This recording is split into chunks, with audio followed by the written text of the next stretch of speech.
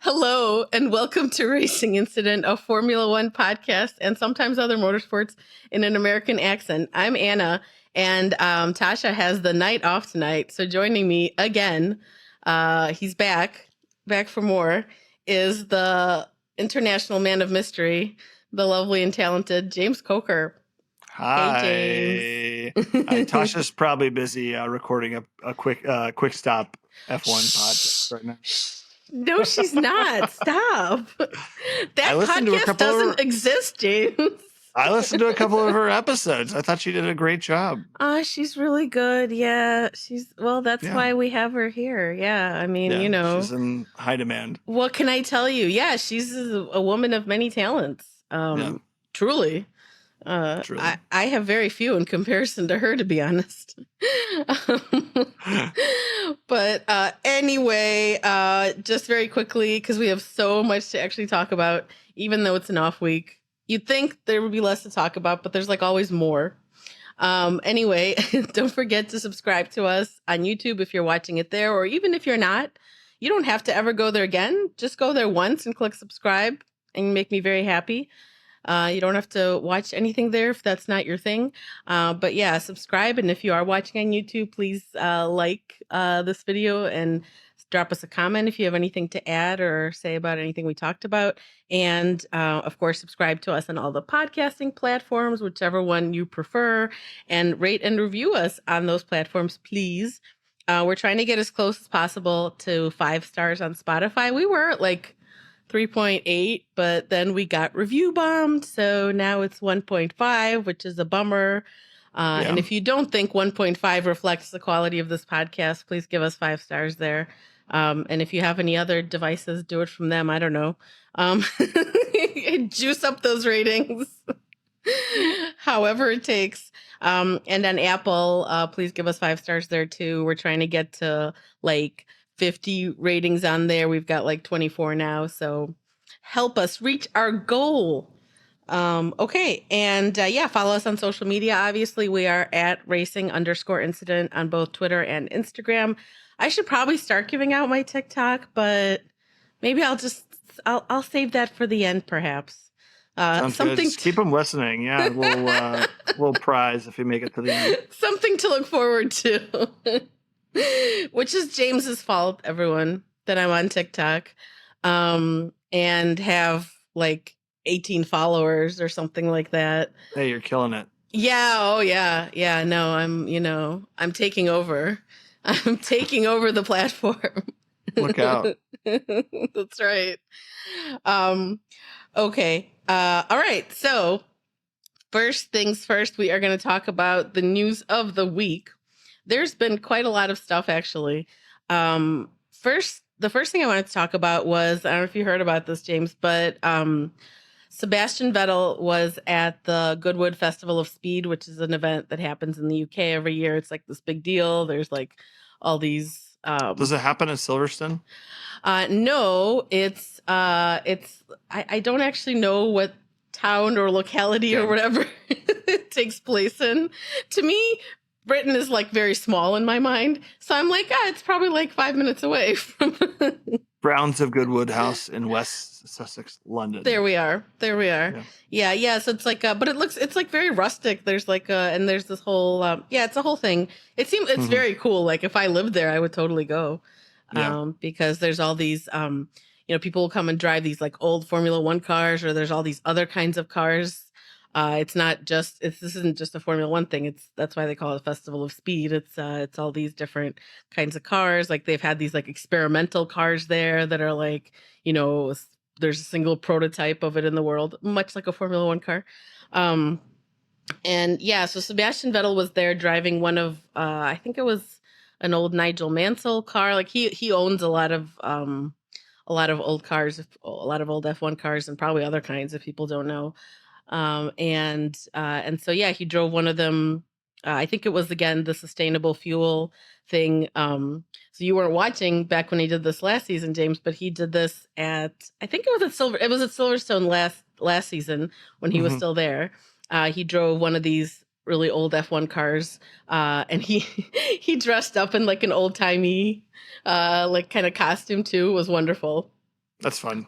It was amazing. Yeah, if you could probably find I'll try to find the video for you guys if you haven't seen it, and link to that. And because he did it because of his, he's really into sustainability and all that, and he drove, and the car was driven on some kind of all sustainable fuel. So he wanted to demonstrate that even those older cars, that like I don't know if that one was a V10 or V8. It might have been a V10. The ones with the screaming engines. Like I don't know if you've heard now those ones. The V10s, yeah. Yeah, they have that like A lot of people, distinctive a lot of sound.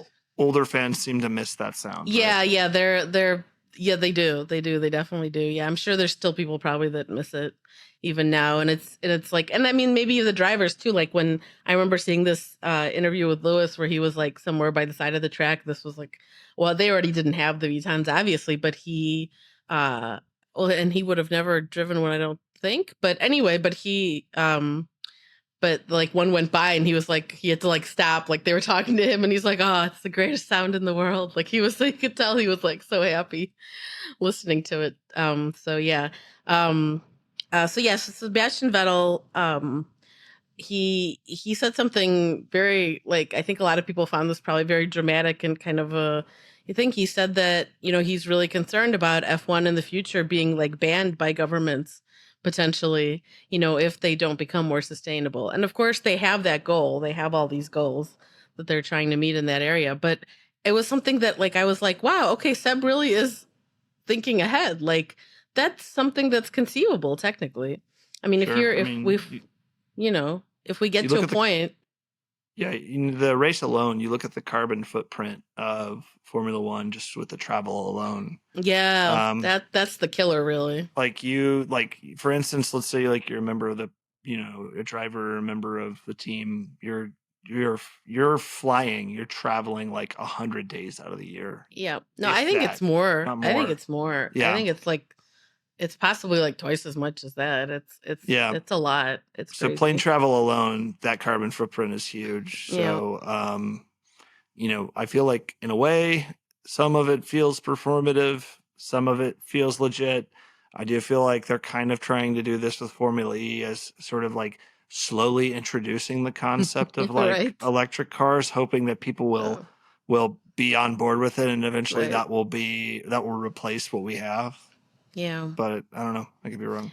Yeah, it's a tough one because there's definitely, I think there's a lot of Formula One fans that if you ask them if they think of Formula E as like something to aspire to, they would be like, nah.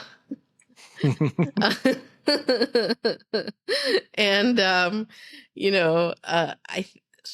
it's tough. It's like, I mean, it's like anything else. Like a lot of corporate kind of sustainability stuff is very like, like you said, performative. It's not really, it's not necessarily moving the needle. And I mean, how much do they really care about it if the one thing where you could make maybe the most impact, like you said, with the travel and all that, is by actually trying to group the races more like,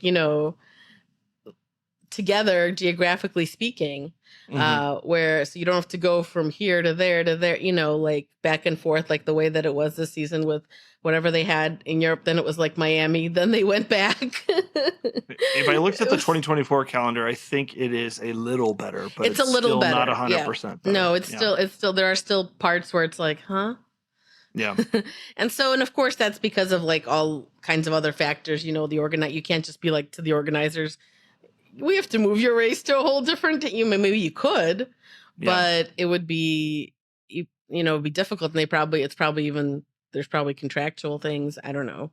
But, it really gave me pause to think about that because the way Seb talked about it, especially he's like, I mean, it's that, or we have to like start thinking about F1 as like this, kind of esoteric kind of something. It's just like an art, or that's like this very niche thing more than it already is, where it's not going to be sustainable over the long term. And it's like, right. I don't, and then I unfortunately I read some of the comments online about you should never do that, but I did it. And I mean, people are just like, they're like, oh, what an idiot, Seb is woke, oh, stupid, like this is never gonna happen. I'm like, okay, yeah, those are not the smartest people I mean, Usually that. it'd be one thing if he was the fan making that declaration, but he is a 4-time world champion. Yeah. And he has Like, studied a lot about these things. Like yeah, he has made it a priority to actually learn about, not just like have a surface understanding. Like he's mhm. taken the time to like talk to people who are working in these technologies and do like, and all this stuff. Like he knows a lot more about it than, the average person who may even care about, climate change, but doesn't, like, I'm sure he knows more than I do, to be honest. Like I haven't, delved into all this stuff. Yeah. And so yeah, it's really obnoxious, but that's how people are on the internet. Yeah. One thing Okay. about Formula E that I think is the biggest. Yeah, have you ever watched it? Because I still haven't. It's I've hard watched for me clips. to. Yeah, I've not okay. watched a Yeah. full Grand Prix. I think one of the biggest things that's holding Formula E back is the lack of sound. Like you watch clips of a Formula E Right, race and it's right. whisper quiet. Yeah. I Um, know. and I I feel know. like going to a race is such an auditory experience. Yeah, for Um, sure. so I think that they should fabricate engine Oh, sounds. totally. I Like they should agree. just have someone like me with a microphone when the cars go by going,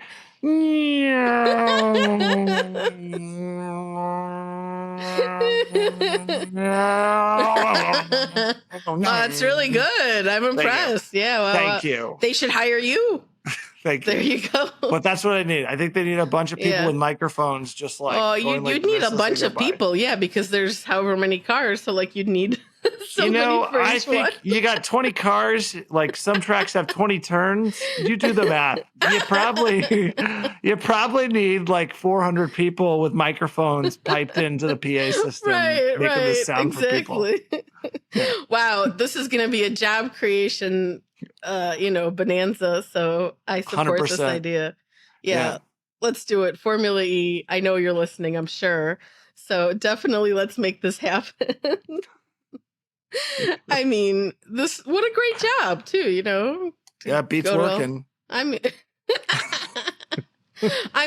listen, I think that would kind of be work though, to be honest. Like You're right. you're gonna get thirsty, you're gonna need to drink a lot of water, because you gotta be able to make the sound correctly over and over. Yeah. I mean the It's gonna races are create- shorter. Is Than that yeah, true? they're only like 45 minutes. Oh, wow. I don't know if that's because of like the batteries or I have no idea, to be honest. I do have an online friend who is super into it. Like, in fact, there are a lot of people that like Formula E better than there are like these people that like it better than Formula One, because it's like, I don't know. I think they might like it better for the same reasons that I know some people like IndyCar better than Formula One, Yeah. for example. Obviously those people exist, but like, I mean, even if you were a fan of one or the, it's like a little more laid back. It's like a little more, Mhm. I don't know. It's a different feel. I will say that from what I've seen, there is a much different strategy in Formula E where you do not want to be leading the race for the majority of the race. Oh, really? Because similar to cycling, like if you're watching the Tour de France, you conserve energy when you're behind or on the back wheel of another car. It's similar. It's similar to that on ovals in IndyCar, and I think probably in NASCAR too. I mean, yeah. I think it's ovals specifically where it's an issue. I don't think it's as much on any other kind of course, but yeah, that's interesting. And so I saw an interview where they were talking that you don't want to lead for the most of the race. You want to be like in 2, 3, 4, 5, and then the last 2 to 3 laps you sprint. So you're like conserving battery essentially. Right.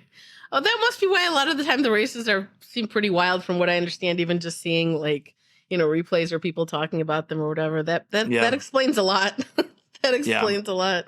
Yeah. See, now like I really want to watch it, kind of, but it's like who has the time? Who has the time? Yeah, I mean, even though as I'm saying this, I'm like, well, the races aren't that long, and they only have like 12 of them. Their season is really short.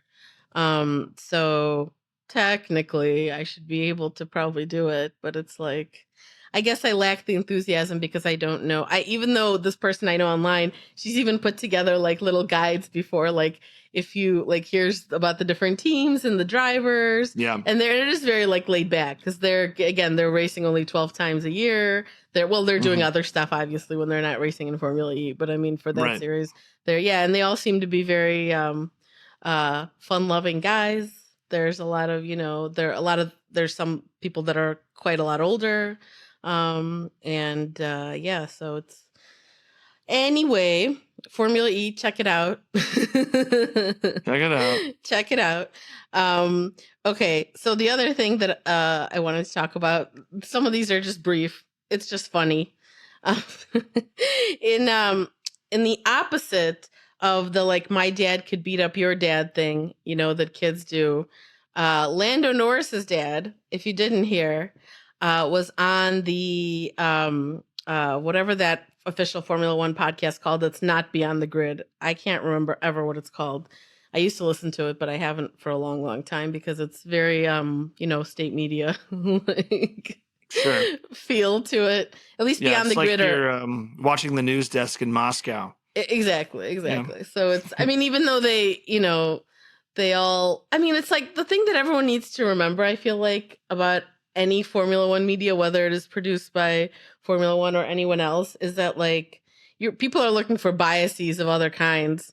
But the main bias they all have is that they think F1 is, or they don't actually think this necessarily, but they all pretend like F1 is the greatest and is the pinnacle of motorsport and is the best thing since sliced bread. It's amazing. It's incredible. It's, the level of selling it constantly is just really high all around, but especially obviously when it's in-house. I mean, it's almost yes and no, almost like it depends on the commentator or the presenter or whatever. But anyway, so they had Lando's dad on the podcast because his whole family, of course, was at Silverstone, even like his grandparents. It's adorable. Oh, that's sweet. And his dad was like, I don't know exactly what he said because I didn't listen to it, but he basically was talking up Lando obviously as his dad, and he was like, I think that he could beat Max. Yeah, I mean, I think he means if they were in the same car, I assume. Got it. But wouldn't you want like anyone's dad to say that about their kid? Oh, for sure. Yeah. But I thought it was really sweet anyway. Yeah, it's like really. No, I think it's really sweet. I think it's really sweet. Like that, you want to have a parent that's so supportive that even if you can't do it, you want them to hear. You want to hear them say, "I believe in you." Yeah. He seems to have very nice parents. It's actually very cute. Like there have been times, I can't remember now which races or what year it was, but like I haven't been watching that many years, but it already starts to like all bleed together in your mind where like you can't remember what happened when, or at least that's what happens to me. I don't know how people do it who talk about like, oh yeah, I remember that race in like, 2011. And I'm like, how are you doing this? You're a superhero. Yeah. Like, I don't understand. But it's anyway. Like 1989 Suzuka. I was wearing a members only jacket, which was the style at the time. Exactly. Smoking a Marlboro Red because they were passing them out at the racetrack because they were one of the main sponsors. Precisely. I remember it like it was yesterday. I was drinking a Rothmans. I mean, even that would make more sense, but they remember stuff that happened in the race. Yeah. Like. Right. It boggles the mind. Yeah. I think you mean bottles the mind, like when your mind's in a bottle. Yeah, okay, James. So this is inside joke, friends. James. Where you wrote that comment on Instagram on something that, and I was like so confused because if you're confused like me right now because you too have not seen Zoolander since the year it came out, that's where that's from. But apparently it's a for famous James, line. Seminal film in your life, apparently. Yeah. It is a famous line, but it's not like I'll be back or like, There's so many Zoolander quotes that you could apply to Formula One. Like you could like I sense a video coming on. 100%. I mean, you could have like Max standing next to a go-kart being like, "What is this? A race car for ants?" It needs to be at least 3 times this big. Yeah, or for modern Formula One cars, like 5 times. Yeah, exactly. Yeah. It needs to be the width of the track. Yep. So no one can overtake.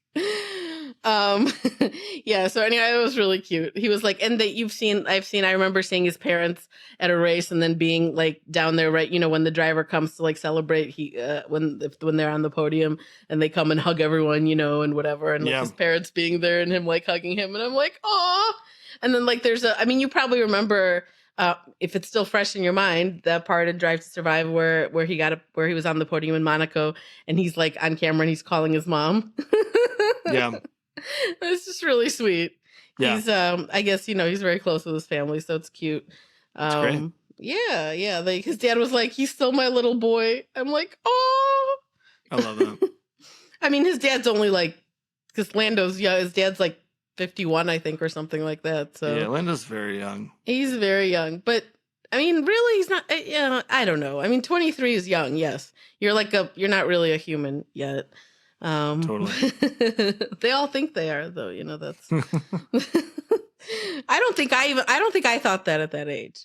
I wasn't like, I don't know. Like, I feel like kids today are okay. They're not kids, but like young.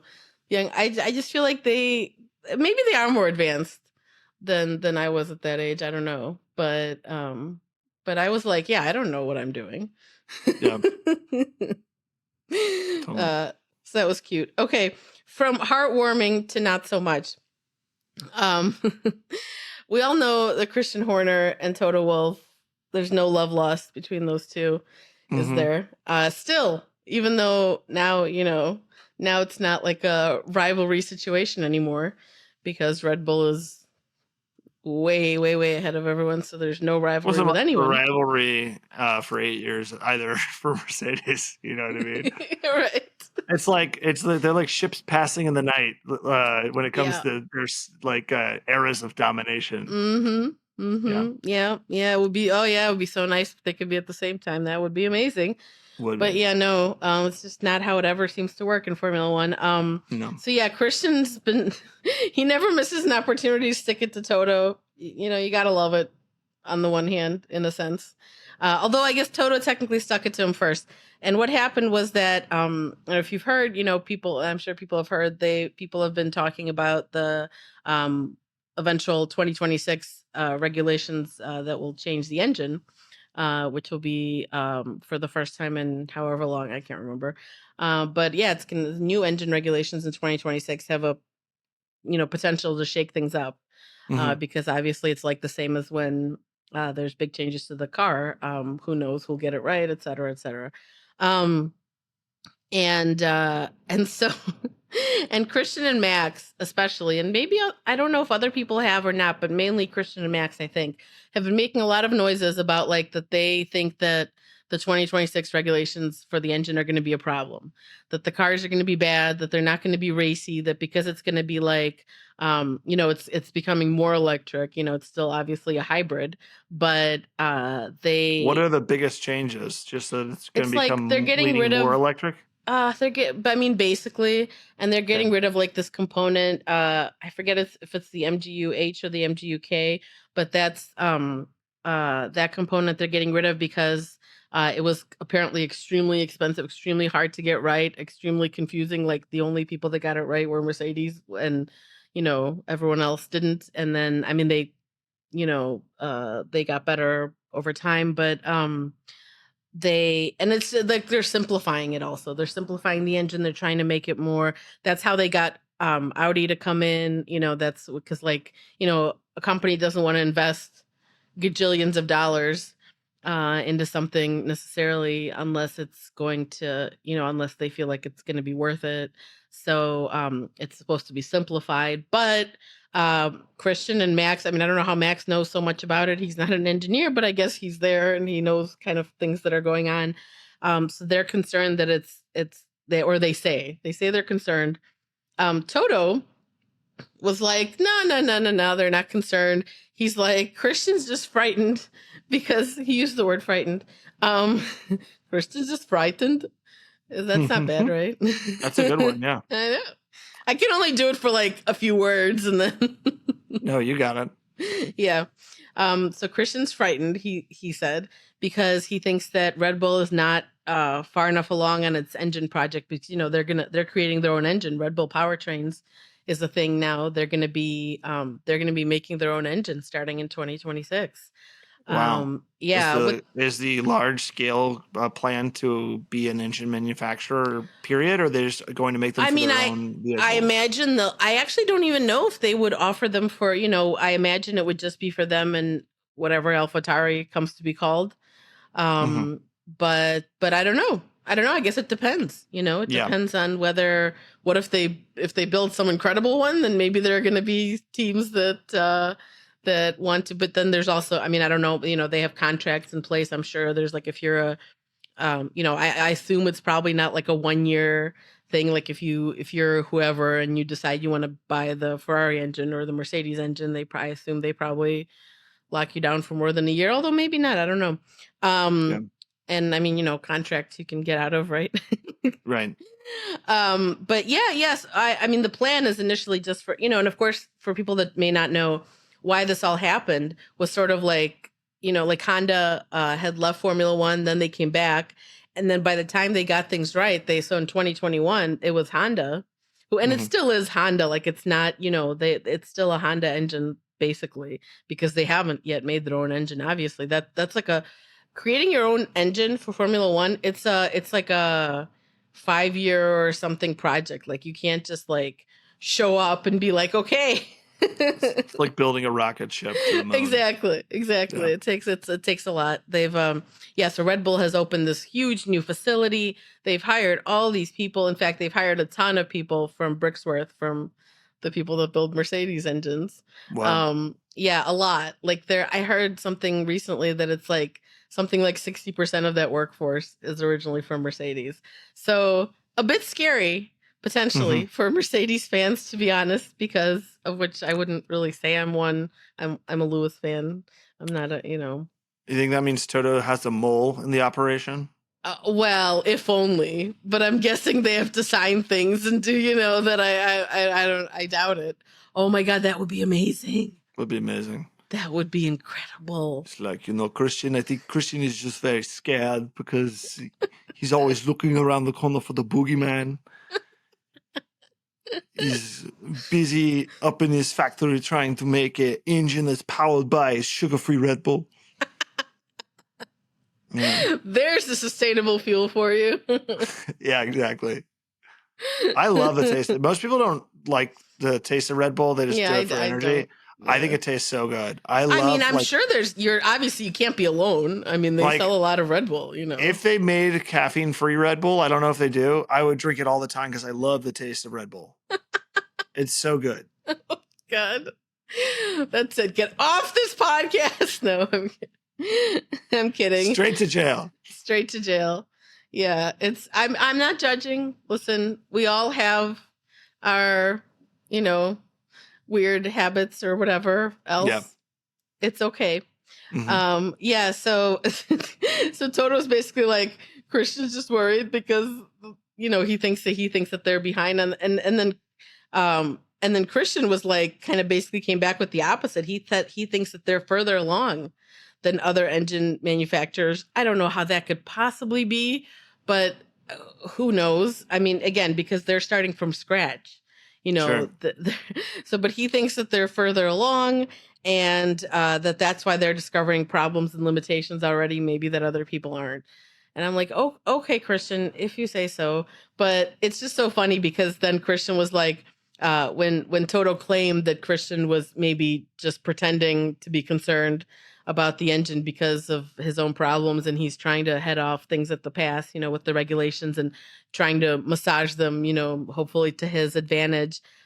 Christian was like, oh, I don't know how Toto could know any of that, because like Toto doesn't know what's going on with the engines, because he's always got that whole thing about Toto that he's just a money guy, he's just a business guy, he doesn't know, and he is. He's not an engineer, but then neither is Christian. But right. He has been, of course, closer to I think it's not an unfair characterization entirely, but he levels it as an insult, which is which is kind of interesting because it's like, but it's very motorsporty. I want to say, I feel like, because like people in motorsport who are like more the, old school fans, or the people who are like the, more the traditional fan, hardcore fan, like they value those people more. People who are, closer to the actual work of designing a car, building a car, whatever the case may be. And the people who are the money guys are just there to write a check, Sure. And it's interesting. Yeah, but I think Christian, regardless of whether Red Bull is doing well or whether they're doing poorly at any given time, he always acts like he's against the ropes. He always acts like he's the underdog. I know. It's so annoying. He always downplays his success and performance. Yeah. And I think and I don't think it's him being humble. I think it's deliberate. I think it's a managerial. I think it's a managerial tactic to keep both himself and everybody who works for him motivated to keep going. Yeah, same. It's weird because like even though Toto in the years of Mercedes dominance was sort of the same, I mean they still are very different. Like, the way that Toto, I mean I feel like Toto could almost like sometimes take a page from Christian's book a bit, because a lot of Mercedes fans have been complaining about the fact that they like Toto, just be quiet.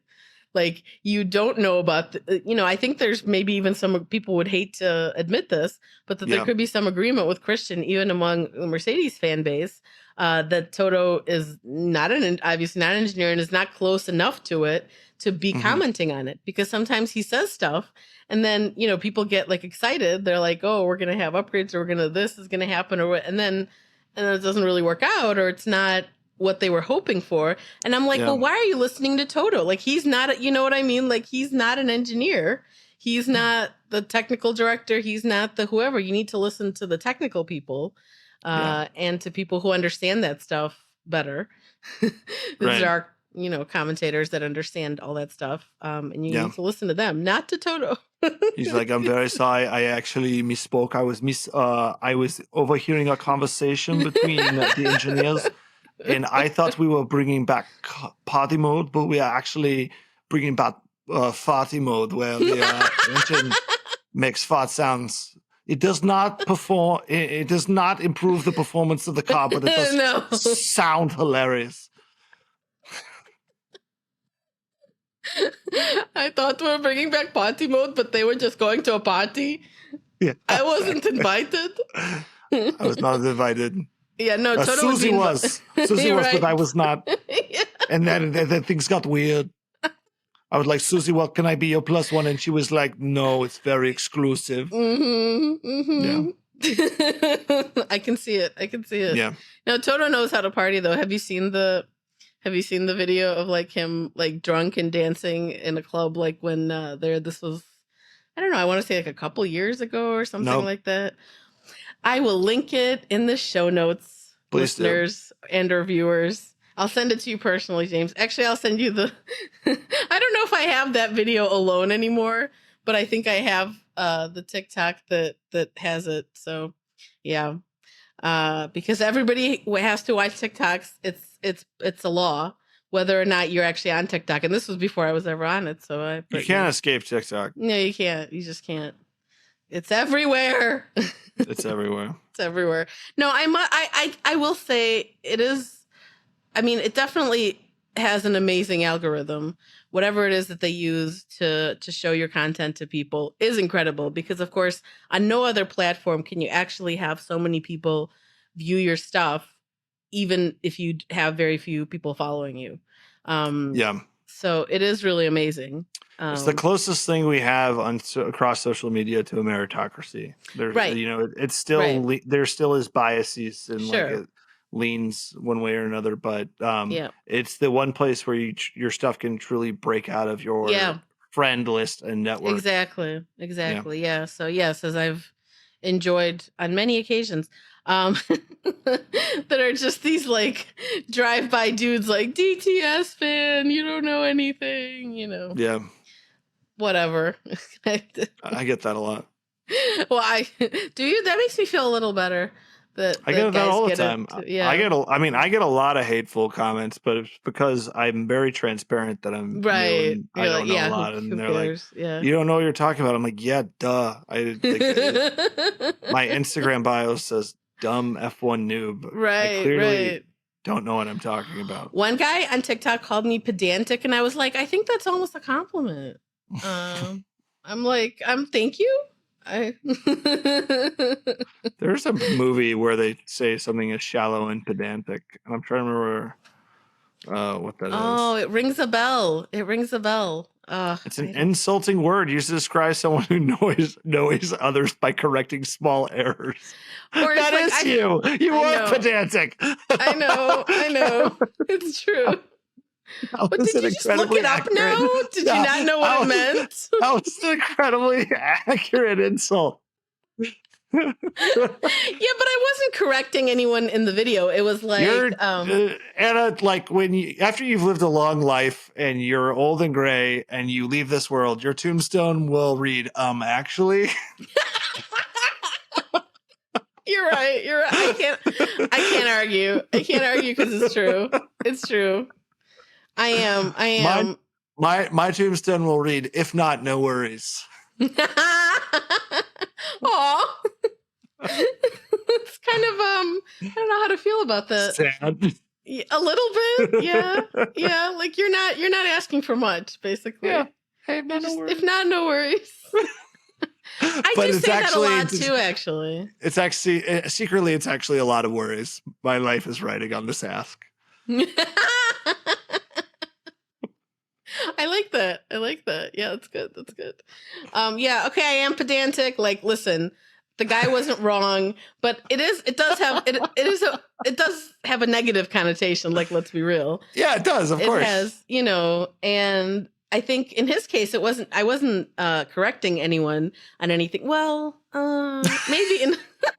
Actually. Oh my God, I'm correcting myself. I'm being pedantic to myself. Yeah. It's okay. It's not so bad. It's not so bad. Why is everyone complaining? Echo chamber. Yeah. It's pedantic inception. Yeah.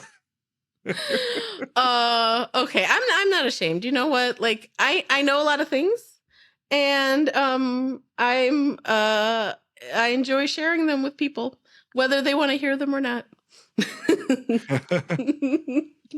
And often they do not. I do. I like your opinions. Thank you. Yeah, I know you do, which is weird because, I think a lot of people have the same opinion that commenter had. They're like, oof. That I'm like very like know-it-all kind of like but I try not to really talk about things that I don't know about. If I don't know, I'm upfront about it too, like the way you are with the fact that you don't know that much yet about F1 or, about whatever else. Like I try to only speak about things that I have some deeper understanding in, or at least that I feel I have a deeper understanding in. It's for other people to judge whether that's true or not. But I think what that guy meant is that I think if I had to guess, I would say that probably it was like that it sounded like preachy to him. I think it sounded like, like it's like I'm giving like a lecture. Yeah. And I'm like, I don't care. I don't care. Shallow and pedantic is a Family Guy reference. Oh, I thought it was from I'm not a Family Guy person, so I thought that it was in something else, but okay. I'm sure it's in something else too. It's probably in a lot of other things. Moving right along from Kristen and Toto. There's been this moronic idea floated, if people have not heard, to create an award for something. So on the sprint weekends, which there are going to be 6 of again next season. So they want to give an award to drivers who on a sprint weekend, if they win both poles and both races. Like if you take pole in the sprint qualifying and you win the sprint, and if you take pole in the regular qualifying and you win the race. Why? They want to, and they called it like a grand slam. I'm like, you do know that's taken, right? Like, There's something called like a Formula Bone made a video about this. It's called like the Grand Chalame. Are you familiar with this? Yes, I am familiar with that. That's not any. That's Grand just like Chalame. Grand That's Chalame. right. That's right. It's a but you don't get anything for that. It's just it's No. like a hat trick in hockey, or it's just like it's a stat. Or it's like the Triple Crown of motorsport. It's exactly. unofficial. Exactly. Yeah. Like no one's gonna give you some Triple Crown trophy. They'll just say that, this this person has won the Triple Crown, which by the way, no one has done other than what is it like Graham Hill. That's right. He's the only person who's done it. Yep. So so that really is a big deal. Yeah. Fernando Alonso is, I think, the only person alive who realistically could achieve that. Well, but he failed miserably twice at the Indy 500. So yeah, but he's won Monaco and he's won Le Mans, and true. Yeah, he's got. You have older drivers in Indy. For sure. You got Helio Castroneves, you got Tony Kanaan. Like Fernando Alonso could drive an Indy till he's like 60. You know what I mean? He's got a lot of time. For sure. It's hard. The Indy 500 is hard though. For I'd have to look at I don't know what the stats are on one-off drivers who won it versus people who are driving the whole season. I gotta believe more people have won it who are driving a whole season, who are not just there for that race. Although I'm sure there have been winners who were there just for that. Obviously, that's why so many people want to do it. Yeah, it's a big deal. But back to what you were talking about with this award. So I'm like, why? This is it's like they should get rid of sprint races. Period. Yeah, you're not a fan anyway. You're not a fan. I've had this conversation with people. I made a video about it after the sprint race. I think it was in Baku. For me, if racing is on TV, I'm gonna watch it. But for me, a sprint race on a race week or a race weekend where I know I'm going to have a Grand Prix tomorrow, it's like being offered free catering when you're full. It's like I know I've had plenty of food, but there are these 10 room temperature Chipotle burritos in front of me, and it's free. So I'm gonna eat it. I'm gonna eat it, and that's how. But I'm not gonna enjoy it. Yeah, I'm not gonna enjoy it. That's how I feel about sprint races, and I don't know. I'd rather see 3 practice sessions qualifying in a Grand Prix. I think it's too much. I think it's too much for the drivers. I think it's too much for the teams. Yeah. I get it. I get that 3 practices is a lot, and that for that I get what they're trying to do, obviously. But it's like this is not the way to. And if people don't know, they are discussing various other possible changes to the sprint format. It's not set in stone yet. The only thing that is set in stone is that there will be 6 again in 2024, like there were, we will have this season. We haven't had them all, obviously, yet. But they are discussing possible changes other than this ridiculous, stupid award that they might give, what is the point? It's not they're not going to give any championship points for it, they said. It would just be some I don't know, they would have a moment, they would have a presentation probably, and they would give them this award. The drivers don't give a fuck. I think it's probably just another opportunity to attach a sponsor to another aspect of the sport. Yeah, maybe. Yeah, probably. It's like congrats, Max Verstappen. You've won your 8th Grand Slam of the calendar. Well, there's only 6, so you can only 6. win Okay, 6. Congrats. You've won all 6 poo coin Grand Slam calendars. It'll be sponsored by some really lame cryptocurrency. Right. Yeah, totally. Listen, it's not as bad as, we're going to get into the IndyCar, but it's not as bad as I don't know if you watched when they do the podium, they have to take pictures with 3 different caps from 3 different sponsors. Literally, there's somebody whose job it is to run up to them and take one off and give them the other one, because they got to try to do it quickly because they don't want to be up there for it. It's so sad, really. It's so sad, honestly. I feel bad for that whole series. It's like real life pop-up ads. Yes, that's what it is. I mean, I feel like sorry for because I actually had not seen that until this past, like I have watched the podium before, but maybe I never really noticed, or I don't know if or maybe I didn't watch the whole thing. Maybe I only saw the beginning or something, whatever. And this person ran up to, and maybe it's not at every race. Maybe it's only at some races and not others. But I was like, wow, this is, this is clownish. Yeah. So, but one thing though that is being talked about that I think would actually be a good change to the sprint weekend, and tell me if you think that this would work better for you, or if you still are like, no, I don't want that cold Chipotle burrito. Some team bosses, and I don't know, other people maybe said that they were thinking maybe that it would be better. It would be a better build up if, like, because the way they've had it this season, I'm sure people know, you've watched already, is that Saturday is like the standalone sprint day. So they qualify on Saturday and they do the sprint race on Saturday. And so it's been suggested that maybe what would be better is that on Friday afternoon, you do the sprint qualifying. Then the sprint qualifying would be Saturday morning. Then Saturday afternoon, you do the qualifying for the race. And then, of course, the race on Sunday. And I think that's better. It might be better, but it all still sounds so exhausting. Yeah. I don't know. I think it's an improvement, though. It's like if they like warmed up the burrito for you, like at least maybe. Yeah, at least very kind of them. Yeah, at least warmed it up, or like when you get a pizza slice at the and they put it in the oven versus, it's better. It's not great, but it's better. Yeah, it's not great, but it's fine. Whatever. I made the argument that for drivers like Max who don't want to really drive in the sprint race, he said he doesn't want to. And I'm sure there are other drivers to do with them. Yeah, I'm sure there are other drivers that feel the same way. Probably, I don't think Lewis cares about. No, them he's not much. into it. I think you should let the reserve drivers drive it. So, like, let's say, like, you're Mercedes and George still wants the reps and still wants to do the sprint race. Like, let Mick Schumacher, get into a car and drive the sprint race. I think it'd be a great opportunity for reserve drivers and academy drivers to get reps under their belt without the pressure of being a rookie in the hot seat, I mean, it's still going to be pressure, let's be real, because there are points but it's on not offer. As much. It's not a lot of points, but there are points on offer, and it would be... So in reality, it would never happen because, of course, they'd be worried about them wrecking the car, and it would be, it would be a whole thing. When did they stop having backup cars? Because they used to have like spare cars. Yeah, no cost cap, I would imagine. Okay. I think that, I don't, even before the cost cap, I feel like, I don't know if I'd have to research it. You ever watch Definitely with the cost cap, you cannot. Yeah, you watched the documentary One, Life on the Limit?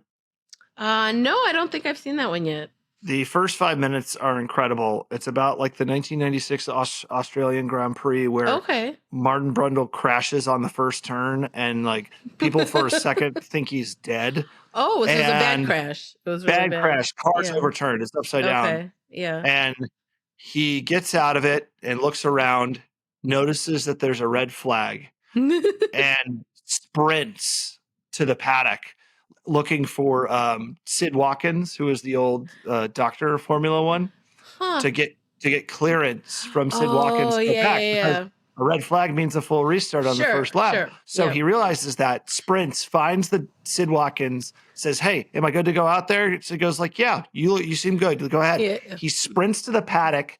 He like gets a new set of gloves, gets a new helmet, jumps in the spare car, and restarts the race. And like for a second, everybody thought he had died. He almost died. And then instead of like considering like his life choices and like maybe changing his perspective, he's like, "All right, fill it up again." No, because that's not, the racing drivers aren't built like that. They don't consider their life choices after they have a shunt, because if you do that, then you're not going to be racing for long. Because everyone, everyone has bad crashes, and of course, in the past, they used to sometimes end careers or lives, as we know. Yeah. But even now, when it doesn't, most of the time, it's still they like, it's like, okay, it happened. They're like, whatever. Yeah. They don't. I think I would feel differently. And that's why we're not racing drivers. That's why I drive a Prius. Yeah, there you go. Yep. Hey, sustainable though. That's right. It's like Formula E. It's pretty much Formula E. That's right. That's right. Yeah, exactly. Well, it's probably a little louder than. Yeah, that's true. Yeah, so that's the news on the sprints. They're talking about possible other changes. We'll see. Time will tell. But yeah, they're still having them, of course. So sorry if you were hoping that they'd get rid of them. They're not. And although it is staying a stable 6 for now, there was some they've talked about we should do this at more races. And I think, the teams and everyone was like, nah. I don't know how the teams are putting up with having to do 24 races. Oh, no, I think with much difficulty. With much difficulty, to be honest, Yeah, it's. You look at next year's calendar and I'm like, when do they get a break? Yeah. Yeah. There's still the summer break and there's the winter, but it's it's so short now. It's so short with that many races. It's not that much of a break.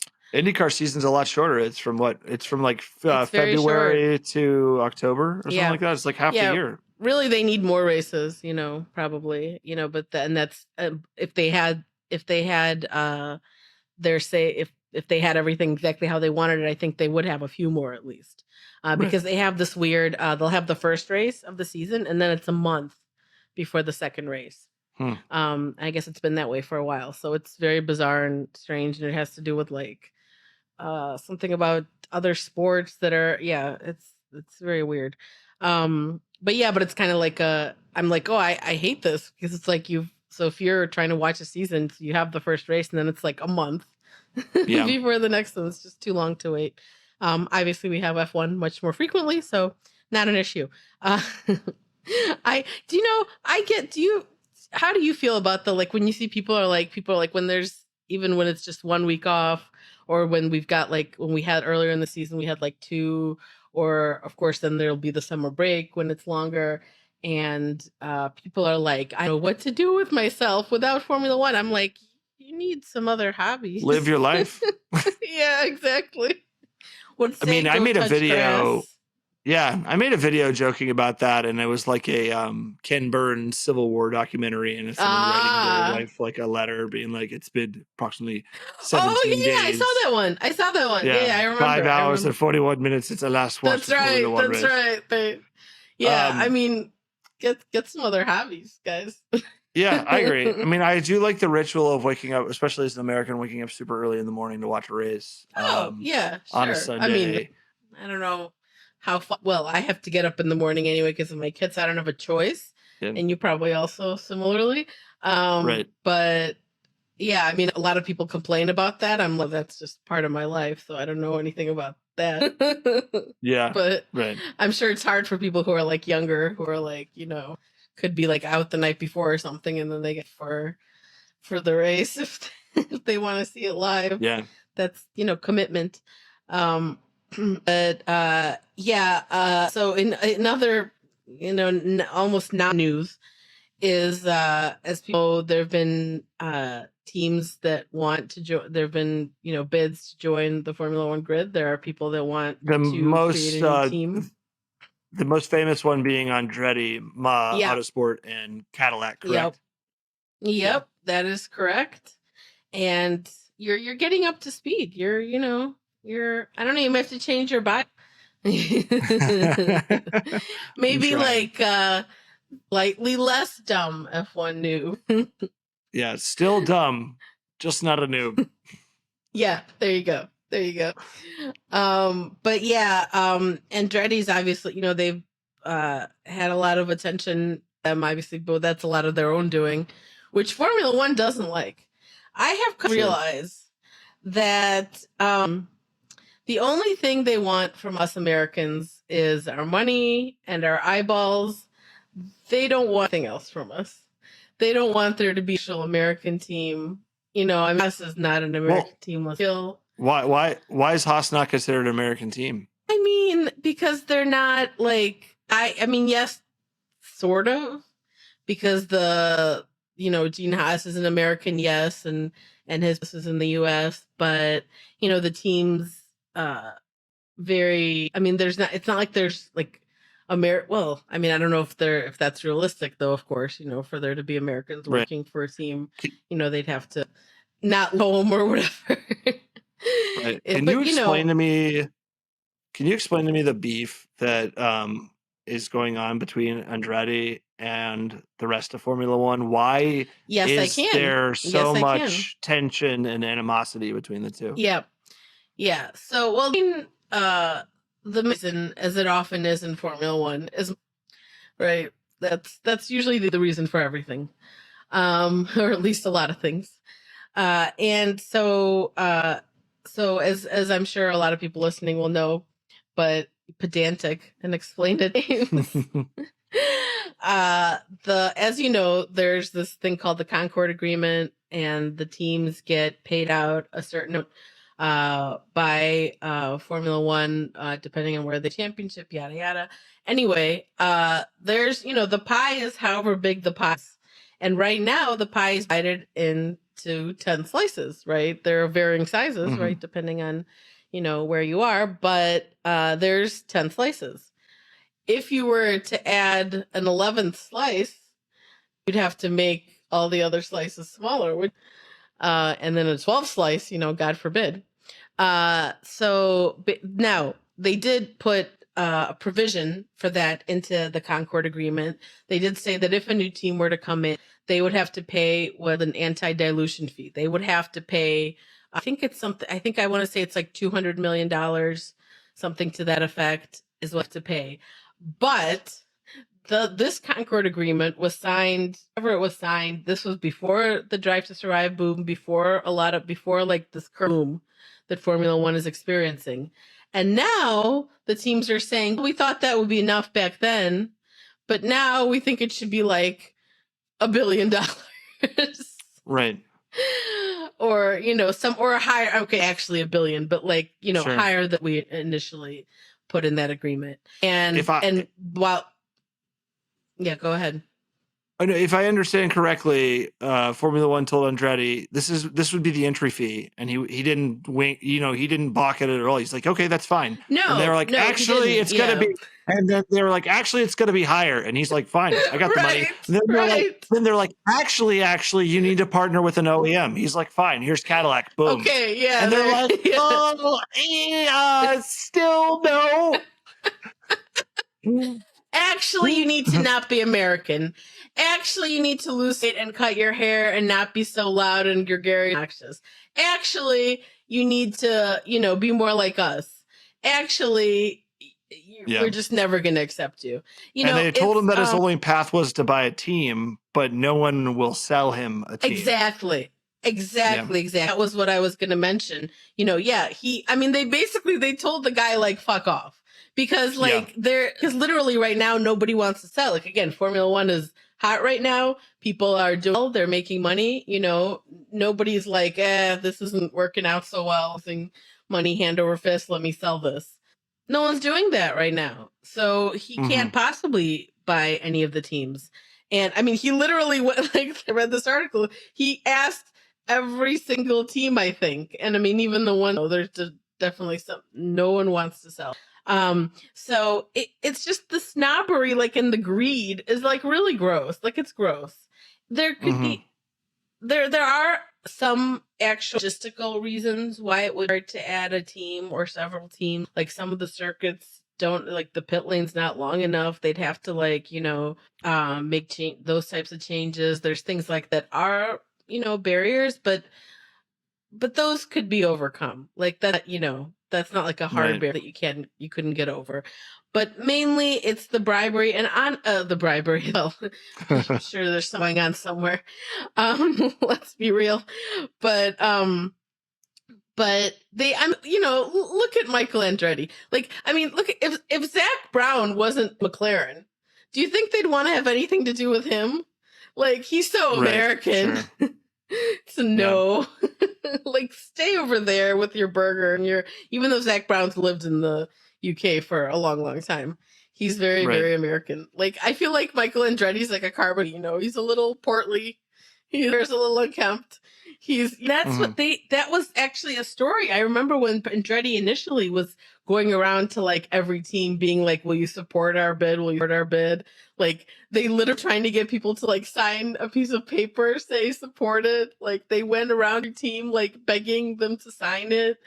And this was one of the things that Formula One management said was like off-putting. See, because as Americans, James, we're like being obnoxious and like they don't like that. You have to keep this a federal secret that you want to join from Formula One. You don't want to tell me that's gauche. Yeah. Right. that's uncool. But there were 11 teams in Formula One as like just 10 years ago. Like I think in 2015 there were 11 teams. Yeah, and here's the thing, and I think there've been times where there were more. Here's the thing, they've what it is, if people don't know, is Formula One has changed. That's become, it used to be that you used to have these like finite teams that will come a few years and then fail and go bankrupt, and that was it. And people and then this was like considered bad for everyone, right? Because like it just makes sport looks bad. It makes, it's amateurish, whatever. And so there is this thinking now that it's like, well, we have finally like a stable, these 10 teams are financially stable. None of them are ever going to go away. And we want to keep it that way. Like they still have, I don't want to say fear, because it's not like they care about Andretti like going bankrupt. They don't give a shit. There's still that thinking of like, this is a franchise system and we have, we are franchises now, not just like someone come in, whatever. But I'm here to tell these guys, like, you think it's a franchise system, but franchises can, it's a franchise system in a lot of American sports where it's like, but you do have team expansion teams. You do have new team in. You don't have a franchise. You have a cartel. You have that's really what, they're operating really as that, to keep anyone else out. And it'll be interesting to see what happens with because there's talk of that there's this other team that the people who Tech GP, which is a team that competes in junior categories all the way up to Formula 2. They're said to be that they're gonna have a bid as well. That's a whole thing. I'll link to my TikTok on because it's possibly, well, it's backed by a Kazakh billionaire, but Kazakhstan and Russia are friendly, yada yada yada. Nikita Mazepin used to drive for them because his dad used to be a huge investor in that team. Obviously, he isn't anymore because they're not allowed to take his money, but other people whose money they're allowed to take. Who knows where it came. Right. But yeah, it's just so snobby. They don't like us. Mm-hmm. They don't like us. They want us to watch their shit, but they don't listen. They're, George Russell once said like this thing, like when there was some talk of this in the past, and when there was some talk of Colton Herta like coming to Formula One, possibly even before obviously Andretti. Andretti still wants them to be drivers if they do come, but but I remember like George was like, "Oh, I'm not aware of any American drivers who are like really that good." Basically, like that's what he said in so many words. He's like, Americans. Yeah, but how many Americans move to Europe to race with those guys when they're coming up through a ton, none, yeah, right? Oh, really? A ton? Well, it's not a ton. No, it's not a ton. It's hard for anyone to move to Europe to race. People do it from all, Daniel Ricard had to do it. Checo Perez had to do it all the way from Mexico. Mm-hmm. Literally came and like slept on the floor of a shop. So was like, however old he was, he was there alone. He didn't speak the language. It was like a German team. Yeah. And so if you're coming from somewhere, you have to go to, and of course that's very expensive and very difficult. And, there's all kinds of, as far as Americans, there's not, people like Logan Sargent, came through the European system, obviously. I know there's been obviously a bunch of other people, and they generally like, that's Formula One. Again, this is another snobbishness.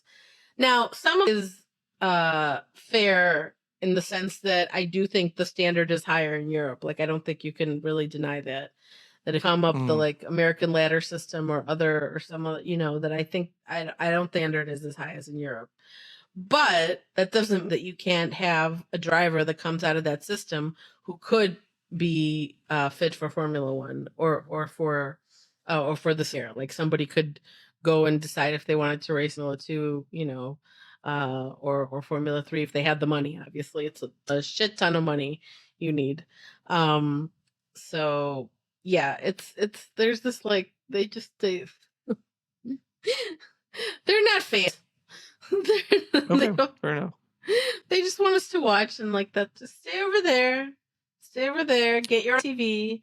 Don't try to do anything else, guys.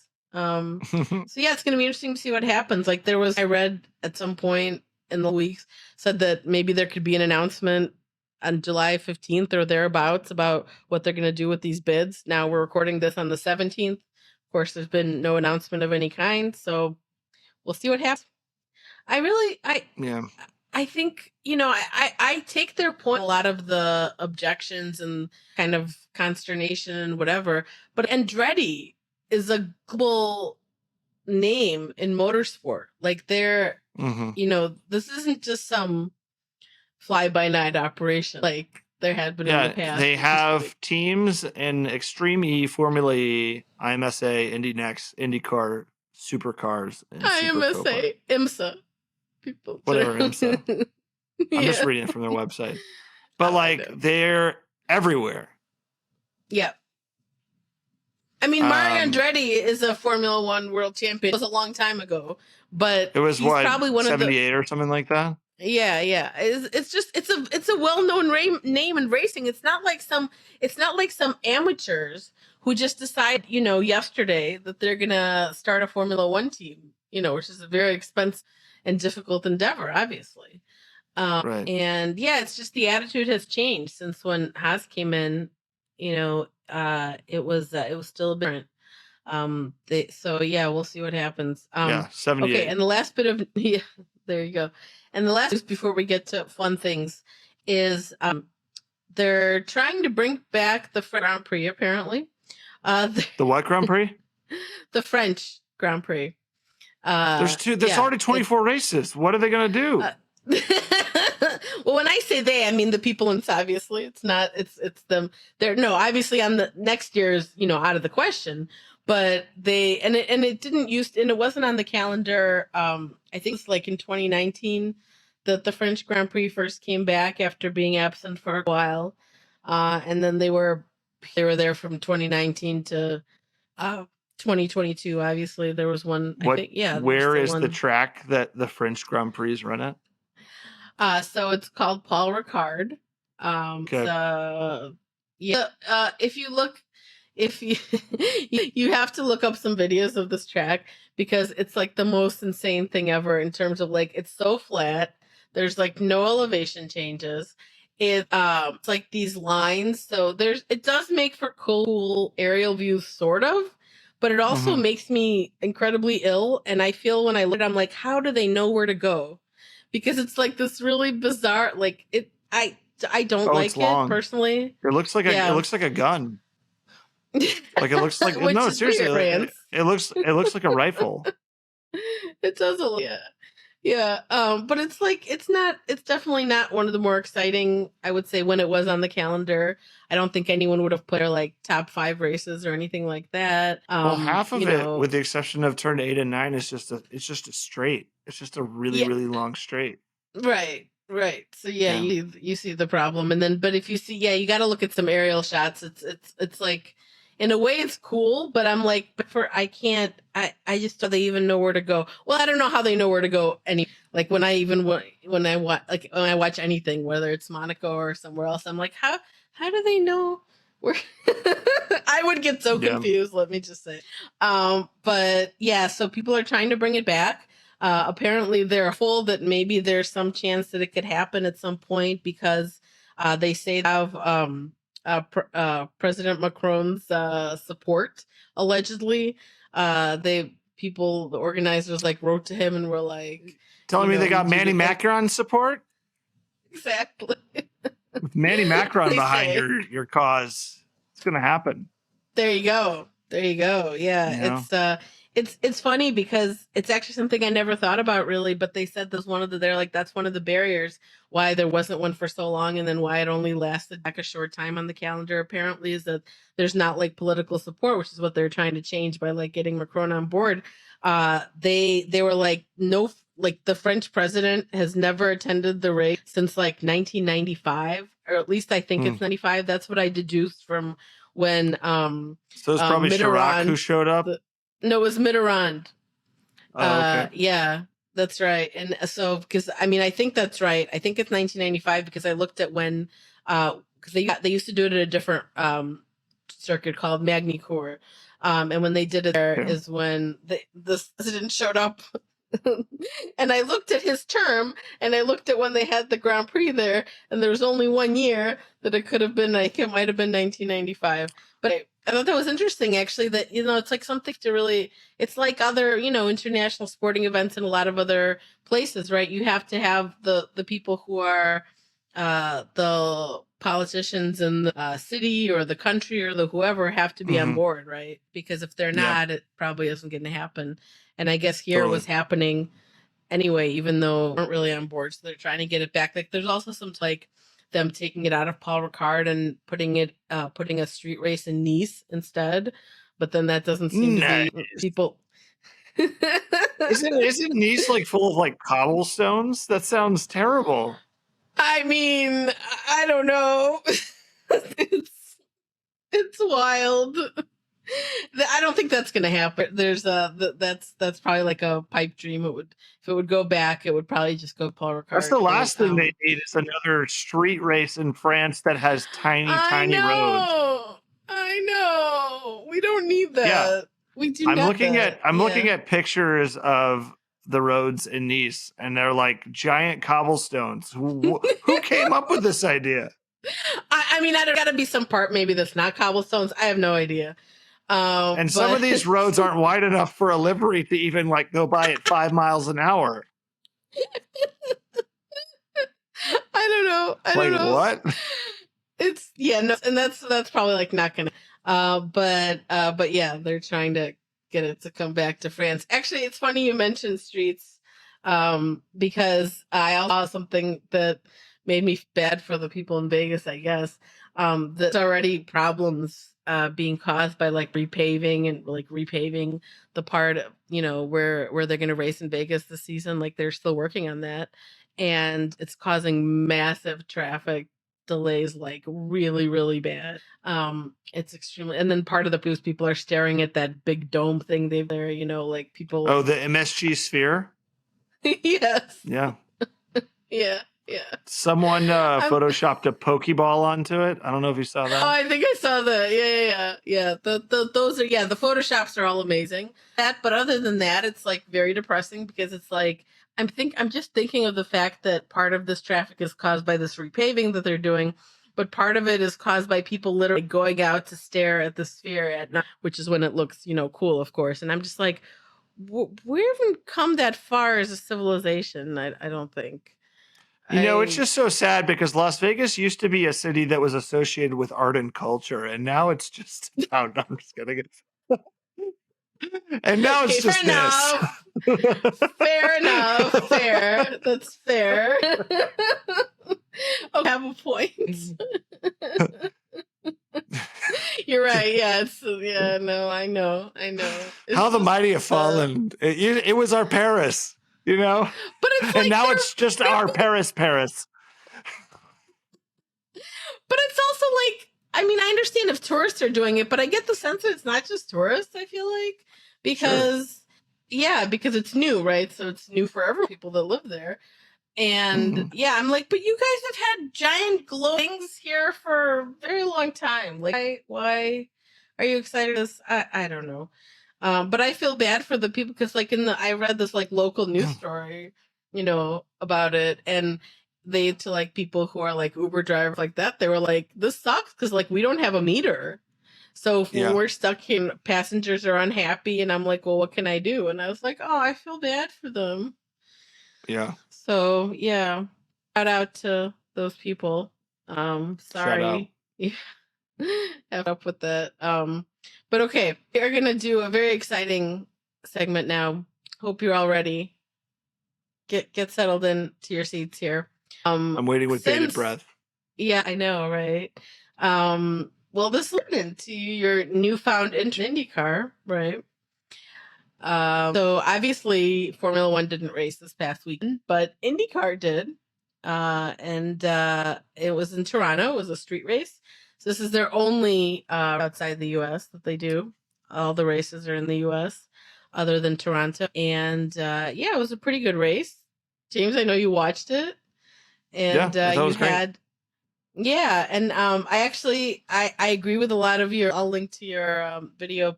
I definitely feel your pain. A lot of the things that, like, for a newer fan, that there are a lot of pain points broadcast. I mean, I have way more. Like, I thought you were, like, very nice, actually. Yeah, I was trying to Like, be diplomatic. Yeah, I could tell. I could tell. You're very nice. I'm just like, nah. Yep. And I've watched it all the way through before, but I feel like I was like paying like more closer attention to it this past weekend, and I didn't watch it from like the very beginning, but I watched a lot of it. Um, and I'm watching it, and I'm just like, you can't help compare it to the F1 broadcast, obviously, since that's what we're so familiar with, and it's like, why can't you tell me what? Then finally did tell me that what tire they're on based on now they only have the two kinds. hmm The primaries and the alternates, they call them, and so one is X and reds. I think the red softer ones, I could be wrong. But there is an indicator by each name, like which tire they're on. Okay, fine. But then, like, you don't get like how long have they been on that tire. They don't very often show how many pit stops they've made. They don't Yeah, often show a lot of information. They play team radio. It's just there's no captions, and you yeah, don't they're know not who's good at talking or building a who they're. story. Yeah, No, no, they're not they're good at really building a bad at. story for the race and for the individual drivers. Where I feel Yeah. like F1 does a really good job with that. Yes. Yes. As much as people may, snicker that it's like, WWE, but they know how to story.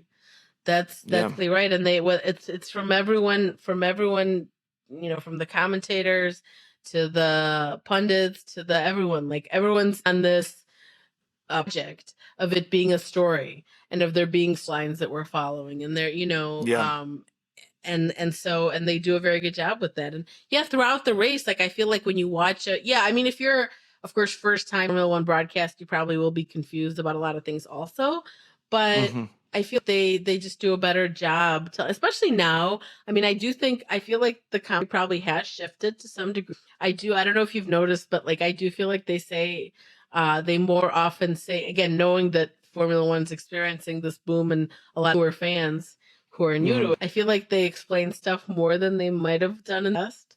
I think they But I think they do. should be doing that. Yeah. They should be explaining to Right. newer casual fans why they should care about what they're looking at. And for people who Exactly. do know what they're watching, it They could probably do it reinforces even why they should more. care. Yeah. Yeah. Right. Yeah. Right. Yeah. Yeah, because there's so many different levels of somebody could be a casual fan for, 10 years, but they're really just casual. Like, they don't really get into nitty gritty details. But if you told them more and taught them more about all details, maybe they would get even more interested in involved. So, I mean, because, it's like, for us, it's a little bit weird because I feel like a lot of American fans are like, in, like, very, very deeply in. But for people in Europe and other places, like, they may watch, like, the way that we might be a casual fan of, like, the L or the whatever, like, where we may kind of know what's going on, but we don't know all the details. There's a lot of fans of Mhm. Formula One like that, obviously. So I always find that and think about, because it's like so opposite to how, like, like, we've watched documentaries now, and we're like so deeply into it. Um but yeah, I mean, I do, yeah, it bothers me a lot, Cass. It's not good. It's very, like, all over the place. They, again, like, just even that's like a very basic thing. Like, if you're gonna play team radio, like, we have to know who's talking and who they're talking to. Like, otherwise, what is the point of this? Like, it's not, I wouldn't know these people's voices or the. Yeah.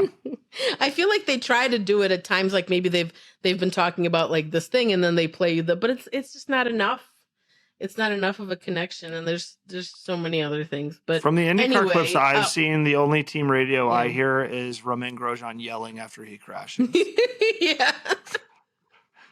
That is a common one. That is a common one because he's and I feel terrible for him because first 2 races of the season he was I really don't. Very close. Well, that was his fault. Yeah. That was not his fault. He seems like I don't know, he seems like a nice guy and like he does, but he's just, but the first 2 races of the season he does. First 2 races of the season he was like doing very well. Yes. Yeah. He was doing very well and was on pace to either win or podium in both those first 2 races and then crashed. And then I think that set the tone for the rest of the season. I think he's spiraled a bit. Yeah. And so I feel for the guy. Oh yeah, no, he has like, which is again also very, I feel like, I mean, if people don't remember Formula One career, the pattern is familiar from what you watch in F1. Yeah. Exactly. Yeah. Exactly.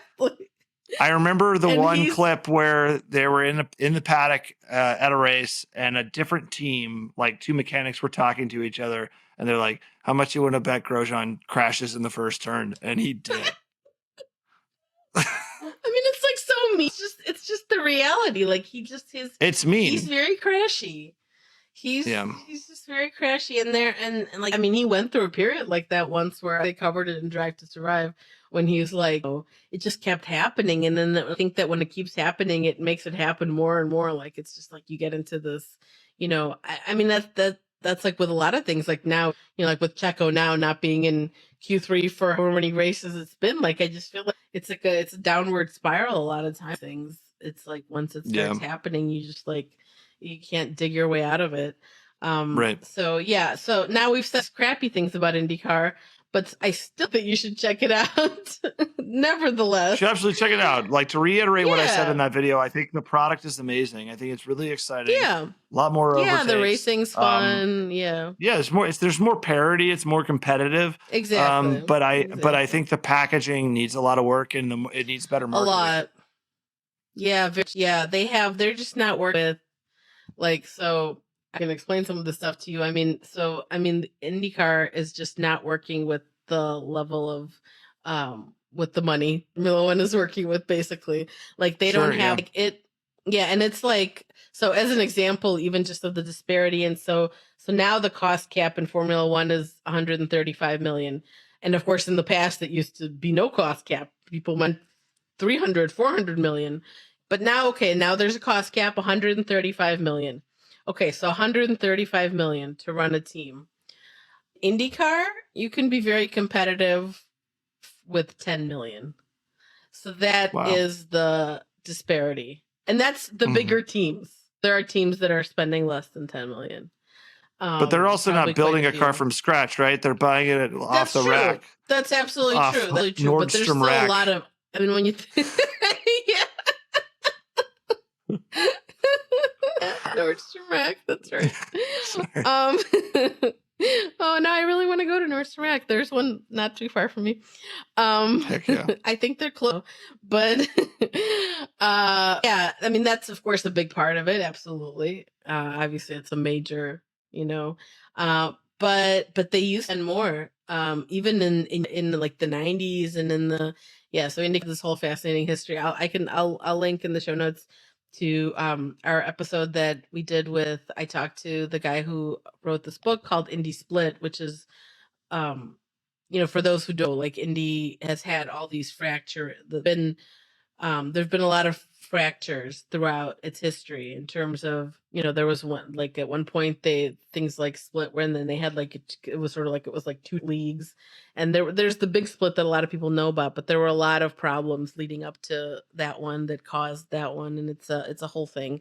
That's why IndyCar is so kind of weak today. There's a lot of things in its past that like it never had like a firm hand, the way that Formula One with Bernie Ecclestone and owners before Liberty Media bought it. Just they kind of never had that because there were different centers of power, and they never really had kind of that type of system. So so for your as far as for your with the liveries, completely agree. I mean, it's very difficult to follow in Yeah. IndyCar because they change from race to race, and and Sure. so the reason why that is because so unlike in Formula One, you have of course sponsors, you have people that but they're your sponsors for like a whole season.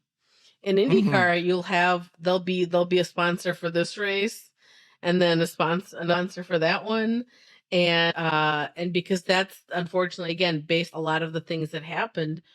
They used to have big name sponsors also. They used to have back in the day. They used to have like Target and Kmart, and they had like back when they were a thing, and they used to have major brands and companies like Coca-Cola. They used to have in IndyCar.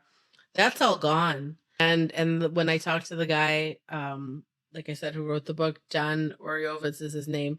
He said I don't think those sponsors are ever coming back. So then you don't have the big sponsors anymore. You're looking to you used to be looking to write you maybe a $7 million check or a $10 million check. Now you're gonna have 5 different people that write you a $2 million check Yeah. or something like that. So that's why and of course IndyCar is just a different system. It's not, the Sure. cars are, if people don't know, it's not the number doesn't follow the driver. The number is attached Mhm. to the car. So it's like when you have, that's why they'll say the number of car, drug, whoever. And so yeah, nevertheless, pressing on, if you like to get into IndyCar and you don't know anything about it, you're like, I don't think I like this, or I've decided to help you out by telling you which drivers you might want to board an IndyCar if you like a certain form of driver. Now, of course, I feel like I feel like that's a barrier for a lot of people. Like they haven't had Yeah. a drive. They did do this series recently called 100 Days to Indy, which was here in the US. It was on this network called W. Now I think you can still watch it. Check, and I'll put a link in the show You notes can if still I stream it find for it. free. I think you can still stream. That's right. Yeah. Now I don't know people outside the US can or not. Like, does that work Oh, for them or not? that's a good Yeah. question. So I I don't don't know. can. But at least in the US you can still so I'll put a link for you guys. So yeah, you can still stream it. It was much shorter. They had it was produced by 6 like episodes. Vice, and yeah, it was like 6 episodes. Yeah. So it was definitely too short. It's a little too truncated. They definitely were Yeah, I'd not, want to see a whole season of it. yeah, I mean it was like, did you watch it? I Have just you seen watched the it? first 3 episodes, and Okay. I think I'm it actually like, gets better even. oh, Yeah. interesting. But I'm like, oh, this is only 6 episodes. I would watch a whole season of this, like, Oh as yeah. opposed to Yeah. just the first half of this season. Yeah. Yeah. Yeah. What did you think of, so you already saw the Joseph Newgarden one where he's working out shirtless for like the episode? Yeah. Did that do it for you like Lewis does, or no? No. No. Not your type. He reminds me of like the guys that like picked on me in high school. So like Oh, I well, know, right?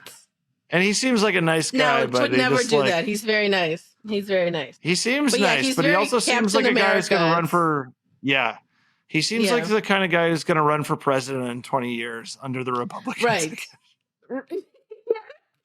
Totally true. Totally true. Yeah. Not gonna lie, like that would be, or he'd be like a Democrat, sort of like me. Yeah. Would be like the guy Yeah. who's like A slightly right of center Democrat. Yeah. exactly, or like Yeah. maybe very far right of center. Yeah. Oh, I could totally see it happening.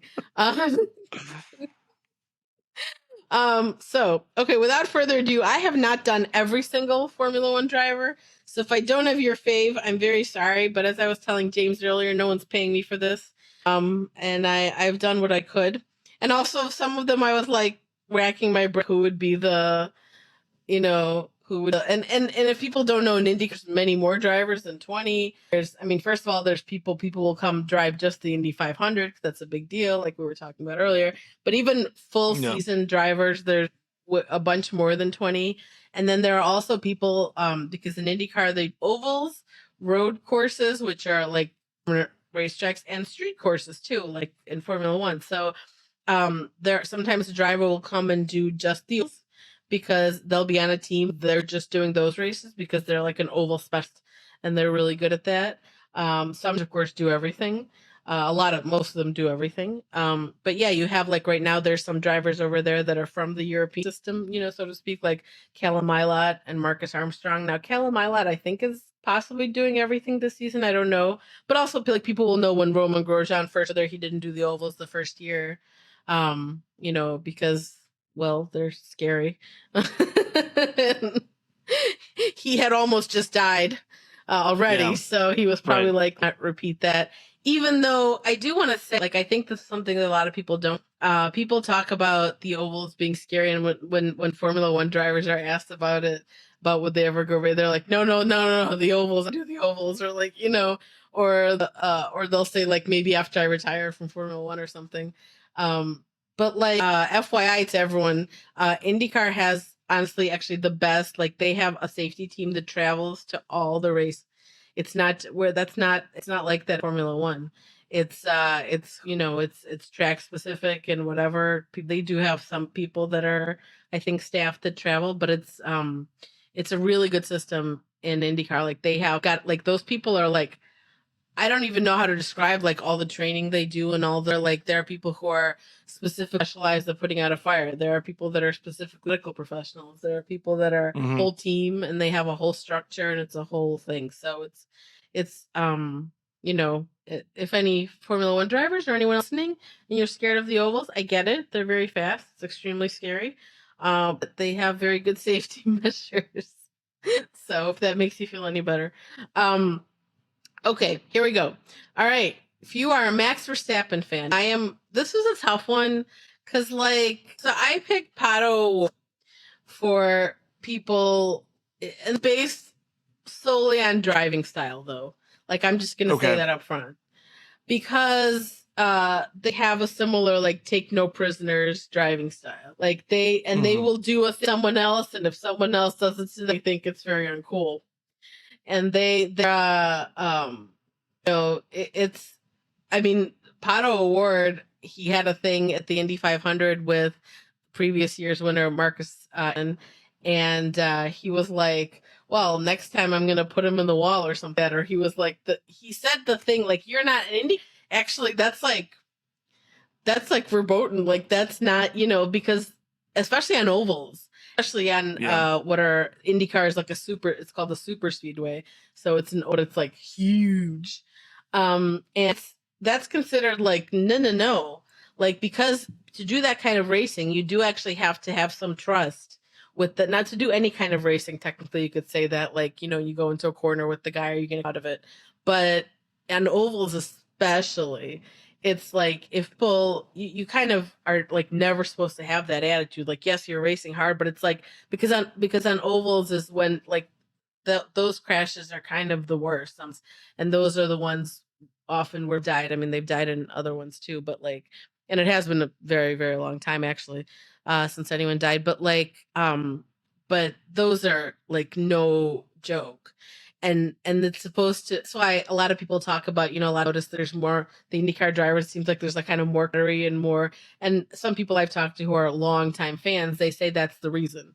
They say because in the conditions that they race in some of these places and in whatever, they have to have, you can't be like, I hate that guy, because then it could come to a very bad end for one of you or both of you. And so when Pato said that, like, I don't know, people didn't really react to it. And if people don't know, Pato is a fan. He is a superstar in IndyCar.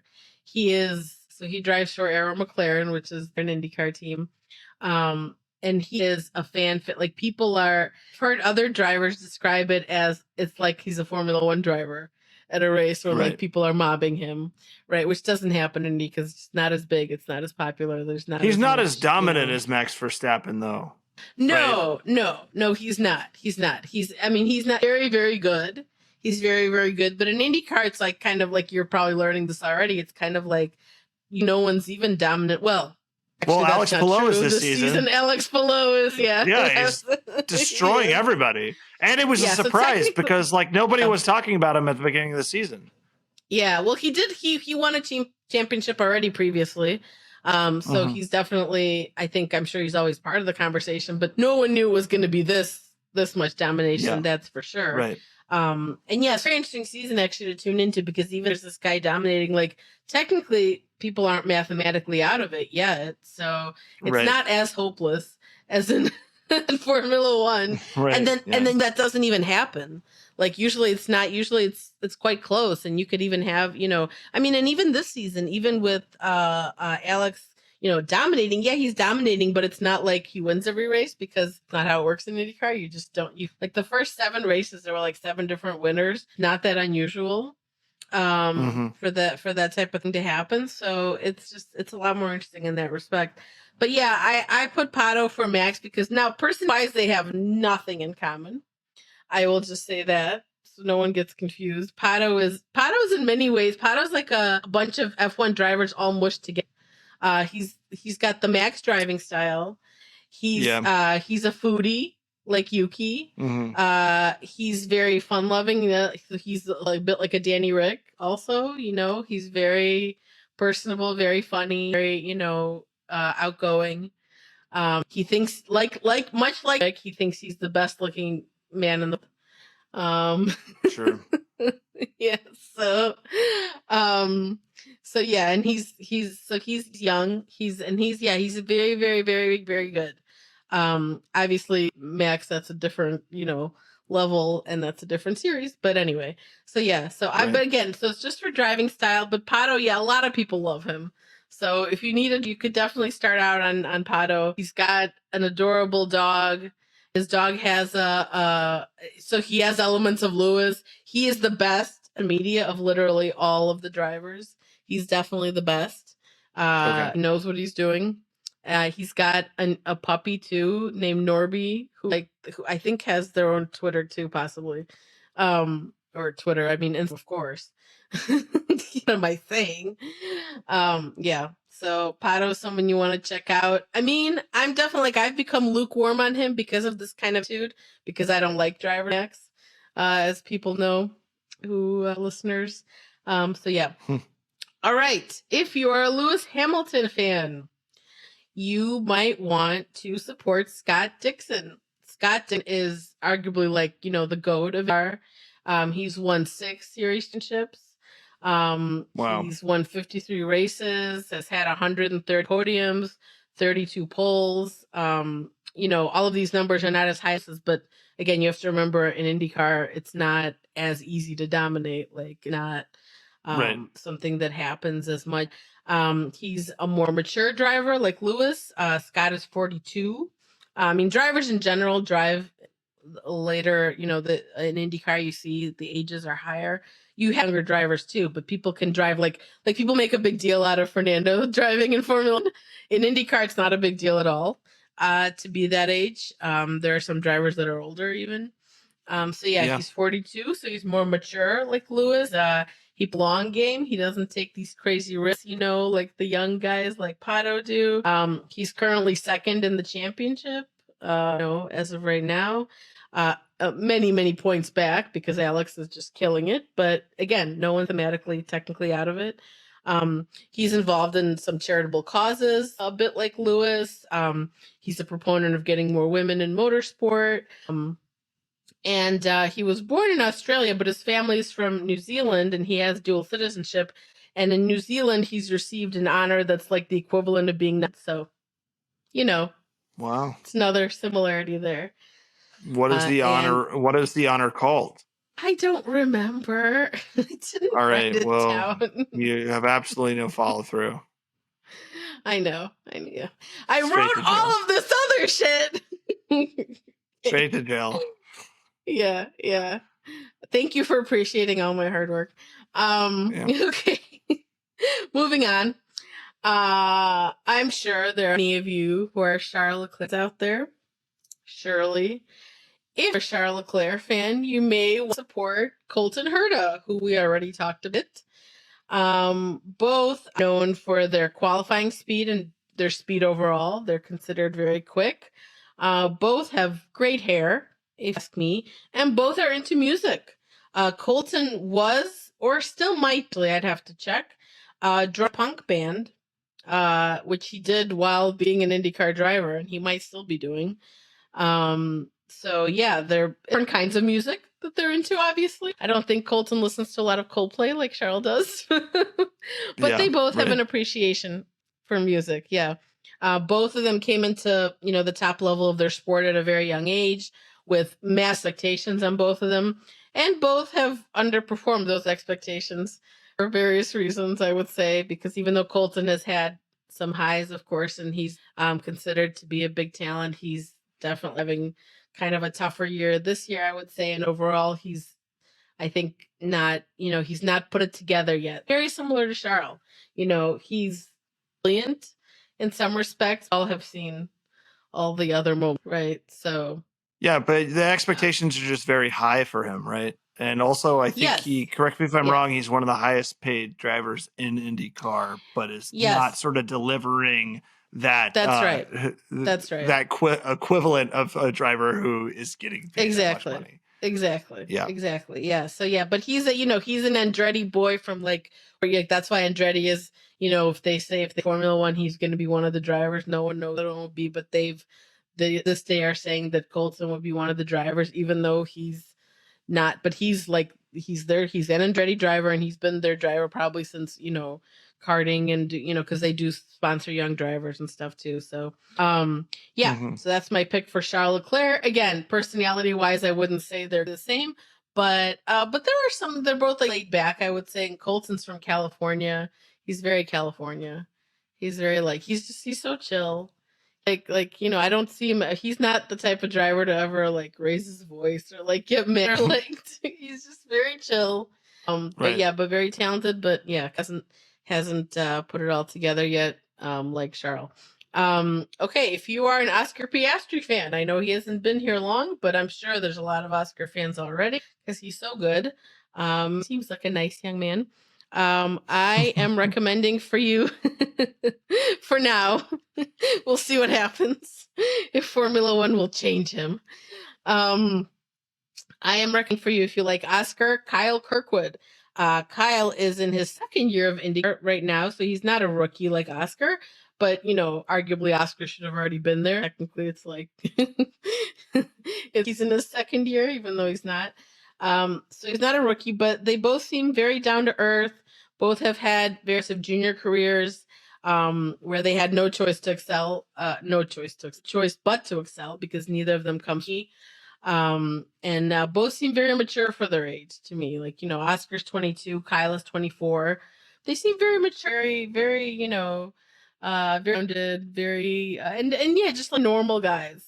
Now in IndyCar, a lot of them are normal guys. That's not. It's not a strange thing in IndyCar, let me just say. So it's not unusual or anything like that. They seem more down to earth than F1 drivers. They're very down to earth. I mean, it's different. Think about the life they have. It's just very different. All the races are in the U.S., Toronto. So yeah, they're traveling, but only within the confines of the U.S. And they're older. They tend to have families. Much more so than obviously they're F1 drivers who had families too. But or are now, like Nico Hülkenberg and Kevin Magnussen, but it's definitely less of that in Formula One. I think because of what it demands, that's tough on a family. It's very difficult to really, do that successfully. So yeah, Oscar, if you like him, check out Kyle. Kyle's won a race this year, his first win in IndyCar. Very exciting. Okay, are you a George Russell fan, perhaps? Not one myself. I dislike him or anything. We've extensively talked on this podcast about all the George Russell issues. Sure. He needs to say less. Yeah. But I mean, this is also not a great, again, I've done my best. So I put Joseph Newgarden, we already talked a bit. for George because kind of spokesmen in their series in a way. You know, they're George's people may know is one of the leaders of the Grand Prix Association. You know, very class president energy. Yeah, for sure, 100%. Mhm. Or I And guess same like in you were England, are saying. they the class? Yeah, but in England, is the class president the class prime minister? Yeah, it's a very good question.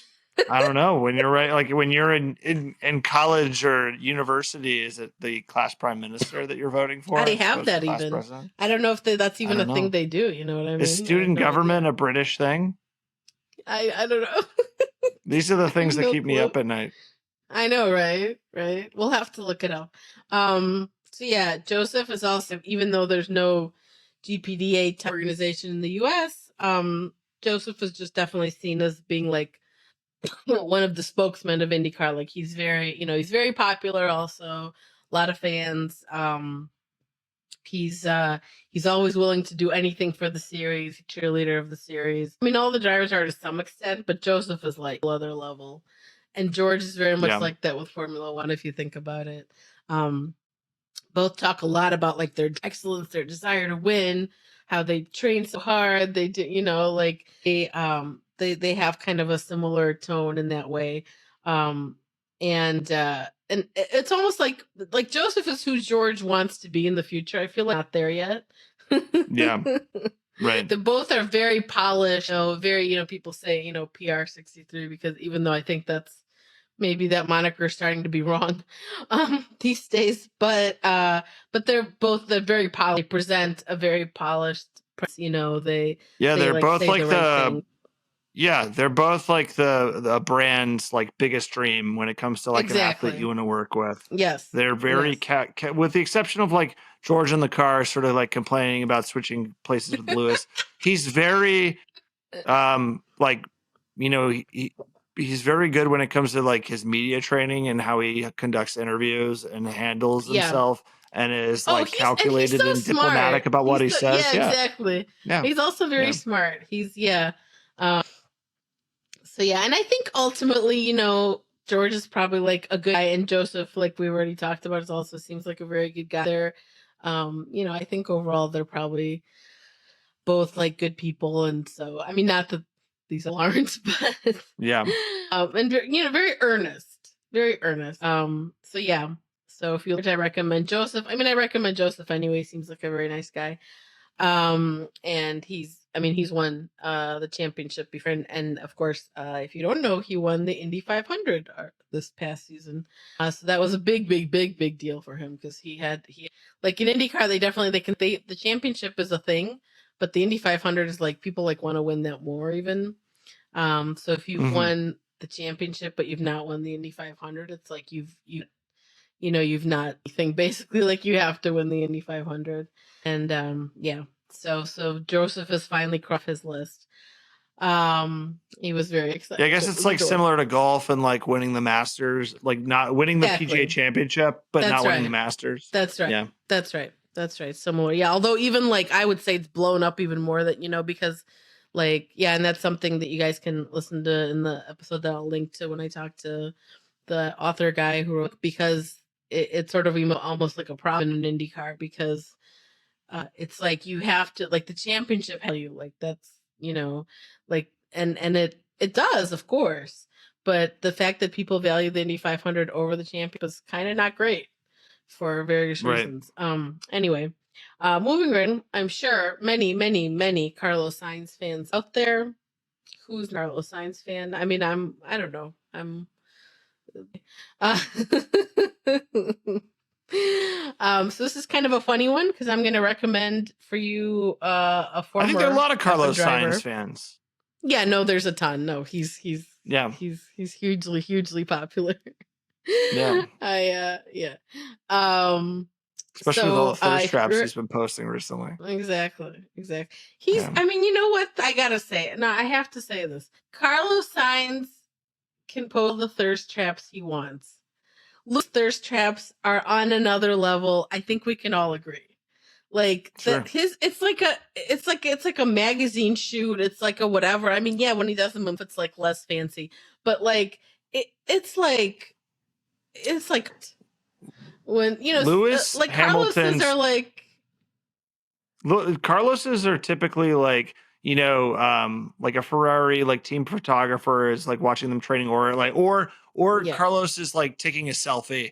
Lewis right, Hamilton right. has a full production team behind his thirst Mhm. traps. Mhm. They have Mhm. they have Mhm. pre-pro meetings. They have a tone Yep. meeting. They talk Yep. about Yep. they bring in like professional lighting. They That's they right. have their That's right. like on the other side of the camera for his thirst traps are like 20 people who have been working for 2 weeks to set up this photo. Totally.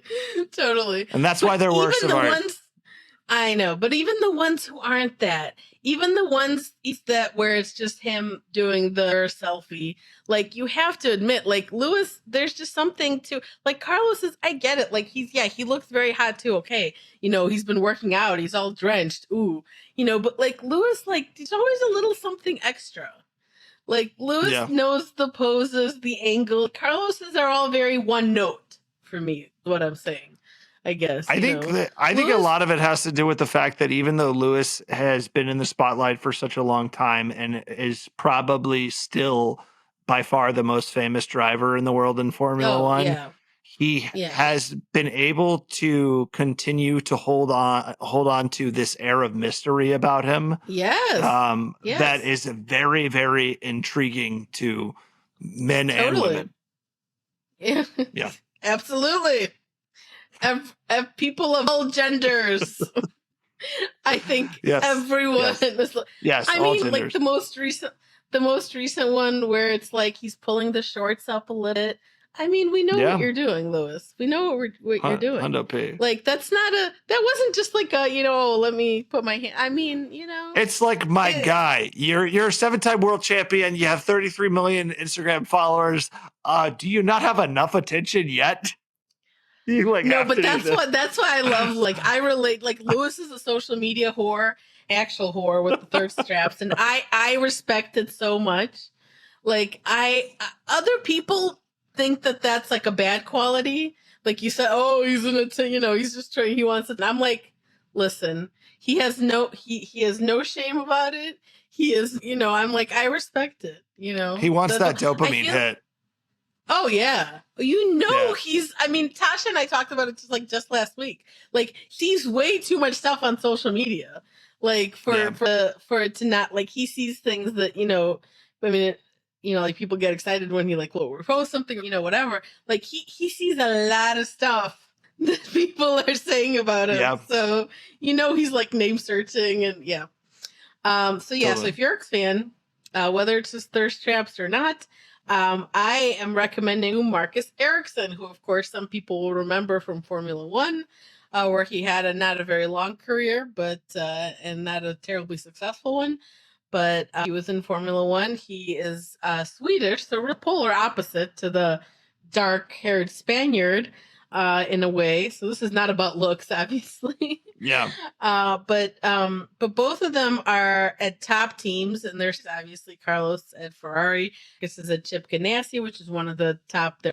It's Chip Ganassi and Penske are the best, and then Andretti is kind of in the conversation, and then now Arrow McLaren is getting really good. Right. But the two Penske and Chip Ganassi are like the two, like the Ferrari and the Red Bull. Yeah. People have compared like Penske are the Yankees, and then Ganassi is like the Red Sox. Exactly. Yeah. So Marcus drives for Chip Ganassi, and so they're both at the top teams in their series, but they're both are, I would say, a little underappreciated because they're driving alongside flashy or more naturally talented teammates. In the case of Ericsson, it's a little bit ridiculous. He's in that position because he won the IndyCar last season, and this season he came in second. He almost hit.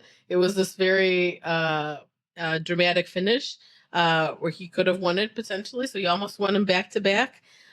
He's very consistent. He seems to improve every year, much like both of them are very serious about him, like at their craft. They're very studious. What they lack in natural God-given ability, they make up for with like stick-to-itiveness, they're just very, like I'm gonna work as hard as I can to try to be as good as my teammates or to better my for whatever the case may be.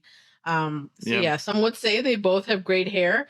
I think Carlos's hair is unmatched of anyone, but it's some kind of it's a mystery to me how I don't know what that's there. I don't know how he's not like got some kind of deal, some kind of hair care brand or something. Like I really don't.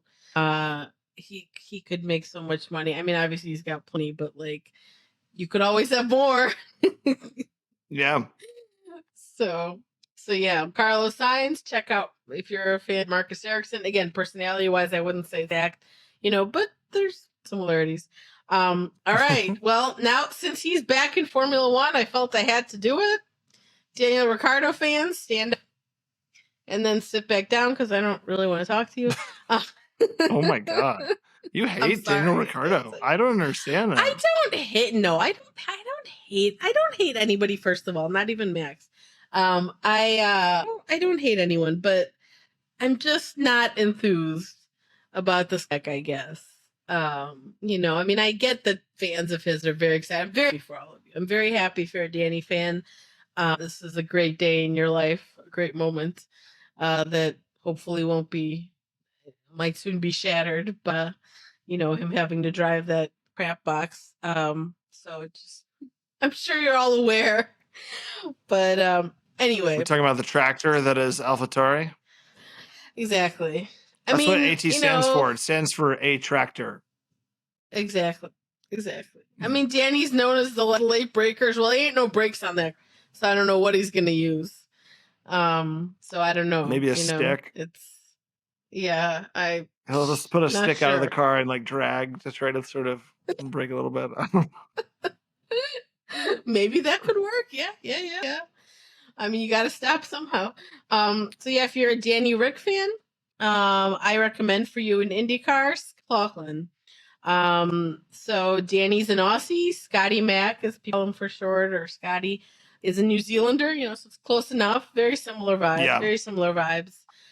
Both have that laid back, down under persona. They're always ready for a laugh or a beer, or, practical joke, whatever.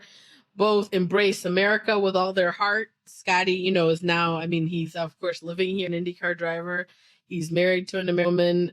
They just bought a home here somewhere. Obviously Danny has a home in LA, and we all know how much he loves America when he comes to the US Grand Prix. Bit much, but anyway. Both are willing to look ridiculous for a laugh, like anything, right? Like we've all seen Danny's get-ups, and Scott McLaughlin is always wearing some ridiculous thing in the YouTube show that he does with Newgarden, his Penske teammate. Are you talking about Bus Boys? Bus Bros. Bus Bros. Sorry, yeah. Bus Bros. Yes. I think that show's very cute. It's so cute. Yeah. It's good. I mean, it's very good. People should check it out. I will link. It's adorable. And they actually, it's funny, but the Andretti team allegedly was going to start something like that called Motor Homies, which is the worst. That's so funny. No, I love Motor Homies. Well, okay, but it was going to be Colton and Romain. And but that was like a mansion. Like I don't think Colton like good friends or whatever. Like Scotty and Joseph are actually friends, even though they're teammates and competitors too. It's like they actually talk about that a lot. They're like, one day it's gonna come to an end. But they're like close, like they're friends, their wives are friends, like they're very close. And yeah, and they're doing the show together, obviously, and it's a great partnership too, because on the show, like, so again, Scotty's like he's more the fun, wacky one, and Joseph is like, very straight laced and whatever, but obviously both do, funny things. It's so good. You have to watch it, honestly, because it's really good. Like, they do a very good job. I'm not watching it until they call it Motor Homies. Well, then you need to tell Andretti actually make they made some episode 0. Like it was basically just the announcement of that this is going to be a thing, and then you never heard about it ever again. So I Funny. don't know if maybe eventually they'll make some episodes. No, but so far it hasn't happened. All right. I don't know if I know they exist. There are Lance Stroll fans out there. Basically, the main reason I put it here on this list was because there's a driver in IndyCar whose dad also owns the team, and that is Graham Rahal. Yeah. Rahal, sorry. No, that's good. You know, I only know because I've heard it. So yeah, they both drive for teams owned by their dads. Both have had some good results, you know, like here and there. But overall, not setting the world on fire. I'd say again, very different, honestly, because Graham is like much older, married, has kids. But you know, they're both nepo babies, and you know, I personally think that they might have similar workout regimens in that they kind of are like not doing like the Joseph Newgarden workout or the Carlos workout or the Lewis Hamilton workout. Like, I just have a feeling. I don't know. I could be wrong. But if you haven't seen it yet, there is actually a part in 100 Days to Indy where Graham is working out. And let me just say, it's not like the one where it works out. Oh, I saw it. He's on his back Right. and he's like, he has a yoga ball and he's like barely pushing it up. And then you see Joseph Newgarden, and Joseph Newgarden is just like shredded. And yes. Graham Rahal looks like anyone's dad that you would see picking up their kid at elementary school. Yeah, it's 100%. Like, it's insane, actually. He's got and they're like both, almost like a they're dad both bod. supposed to be, and they're both supposed to be like the same. Yeah. Like, or at least on the same level of athletic competition. But I will say for racing, correct me if I'm wrong, you don't have to be shredded to be a racer. You don't. No, you do have to be in shape. Yes. But yeah, no, there's all different, you know, like if you see like someone like Colton, for example, who we already talked about, like he's actually very like you look at him and you're like, he's not all like, you know. Yeah, he's kind of like a string bean. Yeah, and exactly, I remember in the first episode when they go to practice, which I think was in February, or testing. Joseph Newgarden admitted that he had too much muscle and was going to have to lose some of it because he had, because he weighed too much for the car. Exactly. Yeah, totally. Yeah. Totally. Yeah, but he's definitely, like, you could tell he's like one of those people who's addicted to working out and like, you know, is and Graham Rahal, not the same way. And even though I would say, even though Lance Stroll is obviously very fit and whatever, obviously, you know, they all have to be very fit. Like, I just get the sense that he's not giving it 100%. Like, that's just my perception, whether it's because of being a nepo baby or not. But I mean, I even remember there was this when last season when Sebastian Vettel was still there, and you know they have to make all their little videos. Like there was one where him and Sebastian were doing these like physical challenges, like, and then they were doing like who could like do the plank the longest, who could do this the whatever. You know, they had like other stuff, and it was like, and Sebastian was giving it his all, and Lance was just ever, which is his approach to everything. I feel like, so I just feel like if you're a Lance fan, you should probably support Graham. I mean, you know, God help you, because he's not, again, great. But okay. And last but not least, again, like I said, I didn't do all the drivers. You're not paying me. So one of my personal favorites, Yuki. So who doesn't love him? I mean, if you don't like Yuki, I have serious doubts about your character. And so I recommend, if you're a Yuki fan, that you might want to support Dave Lucas. Both Yuki and David are very young drivers, early in their careers. Both are known for their outgoing personalities. David Malukas actually used to do like ballroom dancing. So you'll see him do like he's very good. He's extreme. And while Yuki does not have that background, people might remember, like in some of those AlphaTauri videos, he's really into the dancing. He gets into it. So yeah, they're both very outgoing, but they're both also currently driving for teams where they can't really showcase their full talents. Obviously by Yuki, but yeah, David, it's a similar situation. Hopefully he'll get. How is that the case though team for Respect Series? Yeah, so that's a good question. I know I was very confused about it too. I'm like, why isn't, how are there top teams and not so top teams? I mean, so basically it comes down to the fact that first of all, even though it's a spec series, there are a lot of things you can do with the settings and whatever. Like there's still a lot of stuff that can be changed. Um, and, uh, and so the bigger the team, meaning more personnel, more engineers, more, whatever, the better job they're going to be able to do. And Mhm. also in IndyCar, they have to adapt to all these, like I said, they have to, so even though it's a spec car, like in Formula One, you come to what circuit A or circuit B, your car is going to have maybe a different wing, different this, whatever, a different setup. So it's like that a bit in IndyCar too, even though then everyone has access to the same stuff. But again, if you have more engineers and more, people, like they're going to figure more things out. Like they're going to figure out what's the best, if they're going to be able to do, they're going to know, like, and so you do have teams that some teams are more strong in some areas than others. Like some teams are maybe better on the ovals and some teams might be, really good at the street races. Like, yeah, I would say is probably Mhm. pretty strong on street races for some. I don't know as much about it as F1, because there's still a lot, and again, so you can have a lot of personnel, you have a lot of people that can, maybe a bigger team where you have Yeah. versus, Right. and then it's like the knowledge and the same as, I mean, to some extent you can the same thing in Formula One. So yeah, that's the short answer, but there's like a whole ton of other stuff. So Okay. yeah, those are all the drivers I have, and now it has been a ridiculous amount of time that we've been doing this. We have to get to the tweet of the week and then wrap this up. Okay, I actually could not pick one winner week in the tweet of the week, which again is if you respond to we tweet from our show account, you are eligible to win. So far, I've mainly picked funny things, but someday I could pick something that's very insightful or something like that. If you want to, well, actually, me, here's your chance. Um, Probably not pick that as a winner.